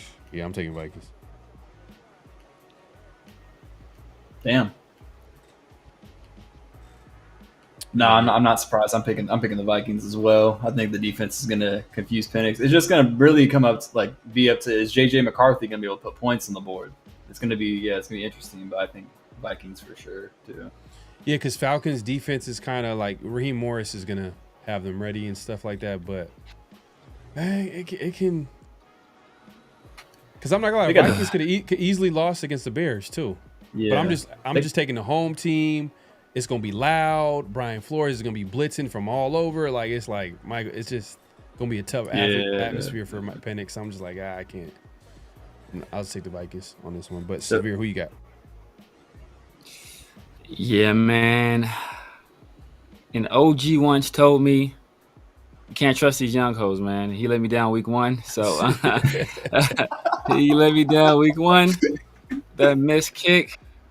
I want to go with because look, hey, you talking about the defense. The Falcons defense wasn't terrible. It's just they went against a juggernaut. The Bucs got just weapons all over the place. So do the Vikings though. But I think Buccaneers got a much better quarterback play. Raheem Morris is gonna make it tough on JJ McCarthy, but Michael Penix is a first-year starter too. He's a better player than JJ McCarthy. I said that at the time. But yeah, I'm gonna go with the Vikings. They got more weapons. I think they got the better head coach in Kevin O'Connell, and they have a great defensive coordinator as well. I'm a trust in Kevin O'Connell. Yeah, like Falcons actually might be solid this year. Penix gonna have a good year possibly, but it's just that this game. Diablo look good. Diablo look good out there too. People was talking all that recklessness. Diablo he did out there. Yeah. Wow, man. Yeah, he had half a sack. He had PPU too. Jesse Bates had him. My guy. What's the Jesse dude from Oklahoma? Nah, not Jesse Bates. The other safety out of Oklahoma. He's a nickel back in the safety. I forgot. I wanted us to draft him. He looked good out there too. I think he had a sack too. It was not Bailey Bohm. I forget his name, but yeah, he had a pretty good game too. So, but yeah, Vikings, man. All right, man. We headed into the Monday night doubleheader, starting with the Bucs and Texans. Ooh, man. Damn, what's going on? Stroud hasn't. Man, but it's tough. That offensive line is man. I'm telling you, bro. Like it don't matter what, unless your name is maybe Burrow. Burrow hasn't had a good offensive line since he's been in the league, and he's still getting his. He's still getting his, but Burrow got chased and he gets stuff. Yeah. But you don't like the Texans. I like the pieces that the Texans. I mean, Nico. I like Nico Collins. Who else they got that's proven? And Nico Collins, he wasn't proven. He didn't have a good year till Stroud got there. His first year, the first year Stroud got here was the only year he was good. They got the two dudes from Idaho State, right? Yeah, was Idaho Iowa State, yeah. They're young though. Yeah, to your point, they're young, but it's just I do like them. Like I like the talent they added to the Jaden Higgins and Jalen Noel. But the offensive line though is kind of questionable, and the Bucs defense looked pretty solid. I'm not gonna lie, but it is on the road. And Joe Mixon is out. I'm going Bucs. Yeah, I'm going Bucs. I'm taking Bucs on this one right here. They came through for me week 1. Just gonna stick with them real quick. I'm gonna do the same, bro. I'm gonna go Bucs too. All right, Severe, who you got? You got Baker Mayfield. Yeah, we got Baker Mayfield versus CJ Stroud. Umar Johnson, baby. You know what time it is. All right, man. That's Umar Johnson. Come on, dog. Texans. All right, I got you. Crazy, bro. All right, so now the moment has come. We got Chargers and Raiders. You know who I'm about to pick. Until they prove otherwise, until they are like winless and just a shit show, you know what I mean? And they haven't proven that right now. They've actually showed out last week against the Patriots to get that W. And I'm gonna pick the Raiders. Obviously, I'm assuming everybody's picking the Raiders. Yeah, bro. But it's funny. Mid's gonna pick the Chargers, huh? Bro, So let me. Mitch in Chargers country right now. He got people watching them. People outside, bro. They're outside my door right now. But That wasn't Michael Myers, dog. That's my neighbor, bro. He got people. He got FBI with binoculars watching his every move right now. Nah, but probably if they learn on my story. But anyways, Exactly right. You on the watch list. Yeah. He's a person of interest. But no, it's funny. So real quick, my girlfriend at her work, she has to do picks, and they're doing picks, right? So like I told her last week, I'm like, we'll do it, but I only lost 2 games, whatever. So I told her this week because I was like, I'm gonna give you all my picks, but there's one game I don't want to pick for you, and I was like, it's this game. It's this Raiders-Chargers game. And the reason why is because I cannot sit and pick against the Raiders like Farrell was saying if they haven't lost yet. They have to show me that they're going to lose. But in my heart, I feel like the Chargers are going to win this game. But I'm going with the Raiders, but like I full discretion, I told her to pick the Chargers. All right, so it's the Raiders or Chargers? All right, he going Chargers. It's Raiders. It's Raiders. You going Raiders? You going Raiders? Oh, okay, Yeah. but you told her to pick the Chargers though. I did tell her. Yeah. I couldn't have it on my chest. Okay. I think I'm bleeding from my chest. I'm bleeding from my chest. All right, man. So we got man. Chargers all across the board. Raiders. I mean Raiders all across the Oh, board. they want They want you know a what score prediction too. They want to score. Yeah, all right. Shout out to Space B said. You said give a score. Okay, all right. Let's do it. Let me go. I'm gonna go 28-23. Random score. Damn, man. Yeah, I feel like it's going to be something crazy like that. I'm going to go 27-24. Last second field goal. That's a classic score right there. 27-24. I was thinking about that, but I was like, you know what? Let me do something random. What you got, Severe? I'm going a little bit higher. I'm going 31-27 Raiders. All right. Hey, man, those are all like so. We feel like we're gonna put some points on the board. Yeah. I feel like that's the one thing that we can say on our offense. Maybe we didn't run the football, and we didn't really put with all those passing yards that Geno had. We didn't really put enough points on the board. Yeah. And now we come back at home. We had that one turnover. One turnover.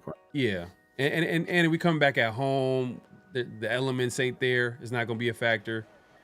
So I feel like we're gonna be indoors, and that's gonna be crazy. Chip Kelly indoors with Geno. With the speed too. Like. Yeah, man. Yeah, hopefully. I'm gonna be there in person too, man. That's gonna look. Man, I want to see what I want to see what Genty looks like in person. I'm gonna tell y'all the real. I want to see what I want to, cause like it's different watching it on TV. Like you don't get a real good gauge of like how fast somebody really is. You see it in person. Yeah. Okay, yeah, it looks different in person. So I want to see what it really looks like in person. Well, what didn't 805 see him in person? I think. Yeah. And what did they say? What did they say? He was on the show. You don't remember what he said? What? It was not positive. It was at the same thing we basically been saying. It's like, yeah, this dude don't look like he gonna be explosive at the NFL level. It just looks like, But it was okay. It was the open practice too. So it was like nobody. Open practice. Yeah, I remember. Was like, but open practice is kind of like, I don't know. Yeah. And then Genty, like what does, you know what I noticed Genty does a lot, which he didn't show week 1, but sometimes his patience can look like he's super slow. Like he's really trying to like set something up, and his vision is like one of his best attributes when he sets something up, and then he hits the hole. Because he had a lot of big plays in college, and he'll look like he's running slow, but then at the same time, like he'll have that burst and create a big play. But obviously, we got to see him doing it in the pros, so we'll see what happens. But or he's slow. Or yes, you just be slow. He got mind control over y'all. These niggas got fast. Oh man. Oh my God. All right. Let me go ahead and set this up real quick. But yeah, man, if you haven't already, make sure to clock in at this point, clock out, hit that like button, hit that subscribe button, hit that notification bell. Yeah, man, great show. Shout out to Rundown for pulling up. Shout out to David Grogmeyer for coming through and breaking down the Chargers with us. Shout out to Mint coming through. Severe, everybody pulling up. Everybody in the chat. We appreciate everybody coming through, man. It's been a great show. Make sure to clock in. We're going live on all three channels. So definitely clock in. Hit that like button. Hit that subscribe button. Hit that notification bell. Let me set this up real quick. Boom, boom, boom, boom. Any last thoughts, man, on the game? Like what you're looking forward to see, Mint? I know you don't feel like 100% confident going against the Chargers, but what do you want to see out of this team going against like a divisional opponent? Obviously, it's going to be a tough matchup, but what do you want to see come out of the Raiders? Yeah, I feel like I need to like reframe too, like because I'm confident in this team. I'll say that I'm confident in this team. I'm just not confident that they're going to win every week. I feel like it's gonna be a physical game, and I'm excited to see if we could rise to the occasion. At the end of the day, like win or lose, it's just gonna be a good measuring stick. It's gonna tell us a lot about where we are as a team. First month of the season, typically, it's a little bit tumultuous, but no, I'm excited, man. I feel like we definitely got a puncher's chance to win this game. The matchup's good, but yeah, we'll see, man. I'm excited. Severe, what are you looking forward to see when you're out there on Monday Night Football, nationally televised game? I know you mentioned that you want to see Ashton Jeanty in person to see like how like he looks, like as far as his explosiveness and all that.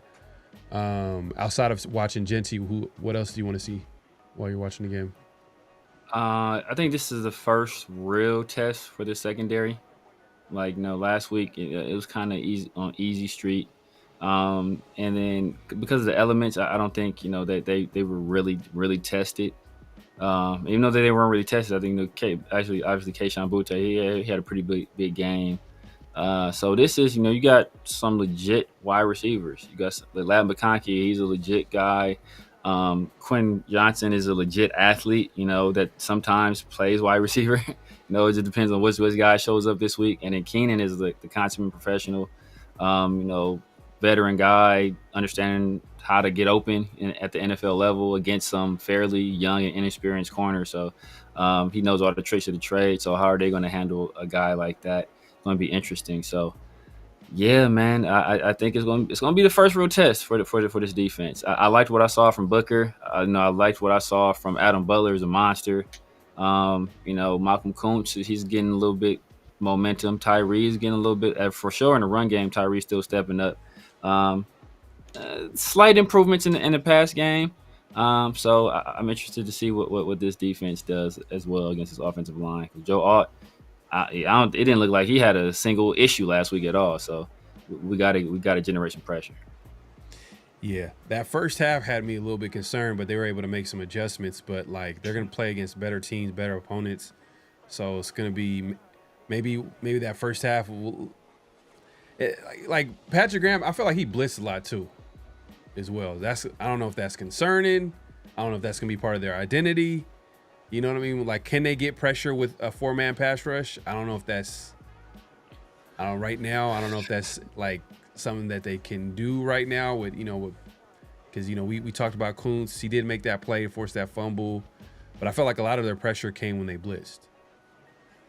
Severe, I wanted to ask real quick because you watched the film of the defense, right? Yeah. I didn't watch too much, like all of it, but I wanted to ask: did you see them run any simulated blitzing last week against the Patriots at all? No. No. Not at all. No, not that I recall. Okay. No. Okay.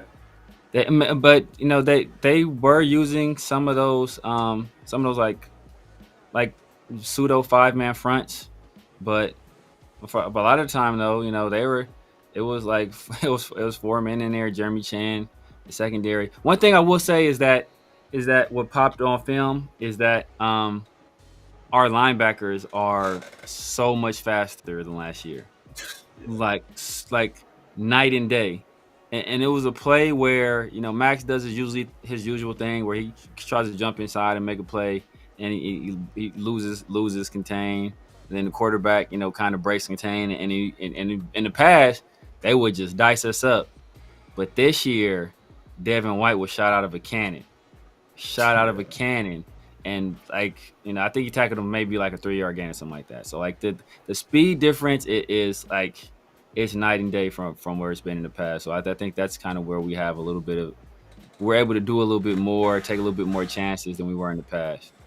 But yeah, man, like the thing, like Devin White popped on film, Jamal Adams popped on film. Just their like just the speed, like that's just the biggest thing that popped. Like their speed, like plays guys couldn't get to in the past, like their recognition, their instinct, and just the ability to get there. Like I think that was huge. So it looks like they tried to put Devin White in some tough situations because in the past he's had issues tackling, but last week it was basically I don't think he missed the tackle. Yeah, man. Devin White was doing his thing. Hopefully we see a little bit. I mean, we might see. Do you see with that if Landon Roberts doesn't play this week, who gets that green dot? Does it stay with Eichenberg? Because I know he came in to fill in for Landon, or does it go to more an experienced vet like maybe like a Devin White or something like that? I can see it going to Devin White, to be honest with you. I mean, especially the way he played. I can see it going to Devin White. I think him and Pratt will be the starters.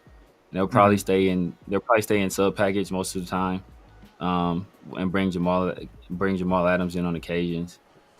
So I think they'll stay. I think they'll stay like that. Probably like the big nickel with Jeremy Chin as the nickel. Well, depending on who they put. Yeah, depending on who they put it, because Darnay didn't play a lot. Eichenberg really didn't play a lot either. It was a lot of Jeremy Chin out there. Yeah, to go back to the original question was like what we're looking forward to. I would say, for me, I know we talked about it all show. For me, it's got to be Ashton Genty. See how he responds from last week. How do the Raiders kind of like respond and see how that offensive line responds and like running the football, and also like the receivers too as well. Like do they take advantage of this matchup? Because we talked about like corners, the San Diego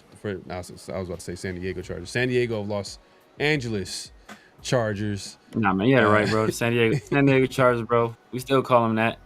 Yeah, that's what they gonna be, bro. That's what they gonna be. Nah, facts, man. Nah, facts. Well, I want to see if we take advantage of like the matchup, their weakness on defense.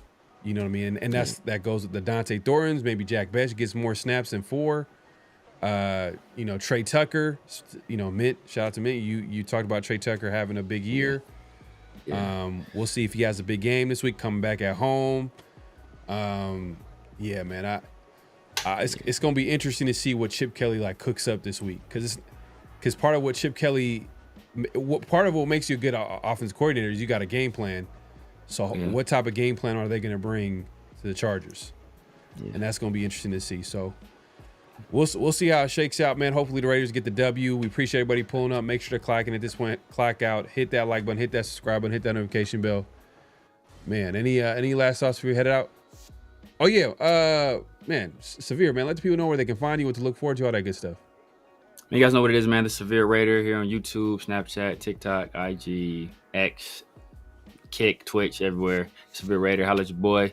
Probably not doing a war room this. Maybe we'll see. Probably not doing a war room this Sunday. Gonna be out in Vegas, so we'll see. We might do something, but we do guys an event on Saturday. With Dub Raider at Tap and Ash. That's from 3 o'clock. I think 3 to like 7. And then that sounds crazy if you say it real quick though. Yeah, tapping. I know, right? And then it's a cigar lounge. And then we got obviously Loom. Loom has his pool party on Sunday. And then we got the game on Monday, man. So hey, we're gonna see what time it is, man. There you go, Mint, man. Let the people know what they can find you and look forward to. And shout out to the Beats, man. I know you guys heard the production is today, man. We kind of got a gift from Mint, you know what I mean? So definitely check out the music, Christmas man. Came early. Man, for real. Mint, man. Let the people know where they can find you, what to look forward to. No, yeah, real quick. Appreciate y'all having me again. It's always nice to chop it up, talk about my favorite team. You know what I mean, with the nation and everything. But you guys can check out my music. at Mint Beats, Mint.Beats everywhere, Spotify, Apple Music, YouTube. I have some collaborations with some rappers up there too. I'm going to be making some content here real soon too. I have a beat tape that I'm kind of putting together the pieces of. I have most of it together, so you keep an eye out for that. But yeah, just follow your boy. Thanks. Yes, sir, man. Hey, man, we up out of here, man. Hopefully next week, next Tuesday, 50-50 show, we'll be celebrating a win, celebrate a W. Obviously, we'll be back here around the Shield every Thursdays, and we'll have plenty of guests. So make sure to tune in. But we up out of here, man. Hey, Jacoby Myers, I think he's gonna earn his kind. Well, he's gonna get more expensive this week. And also one last thing, 7 3/8. You know what time it is. We're gonna see. We up out of here, man. I want a fedora. Hello? You play to win the game. You don't play to just play it.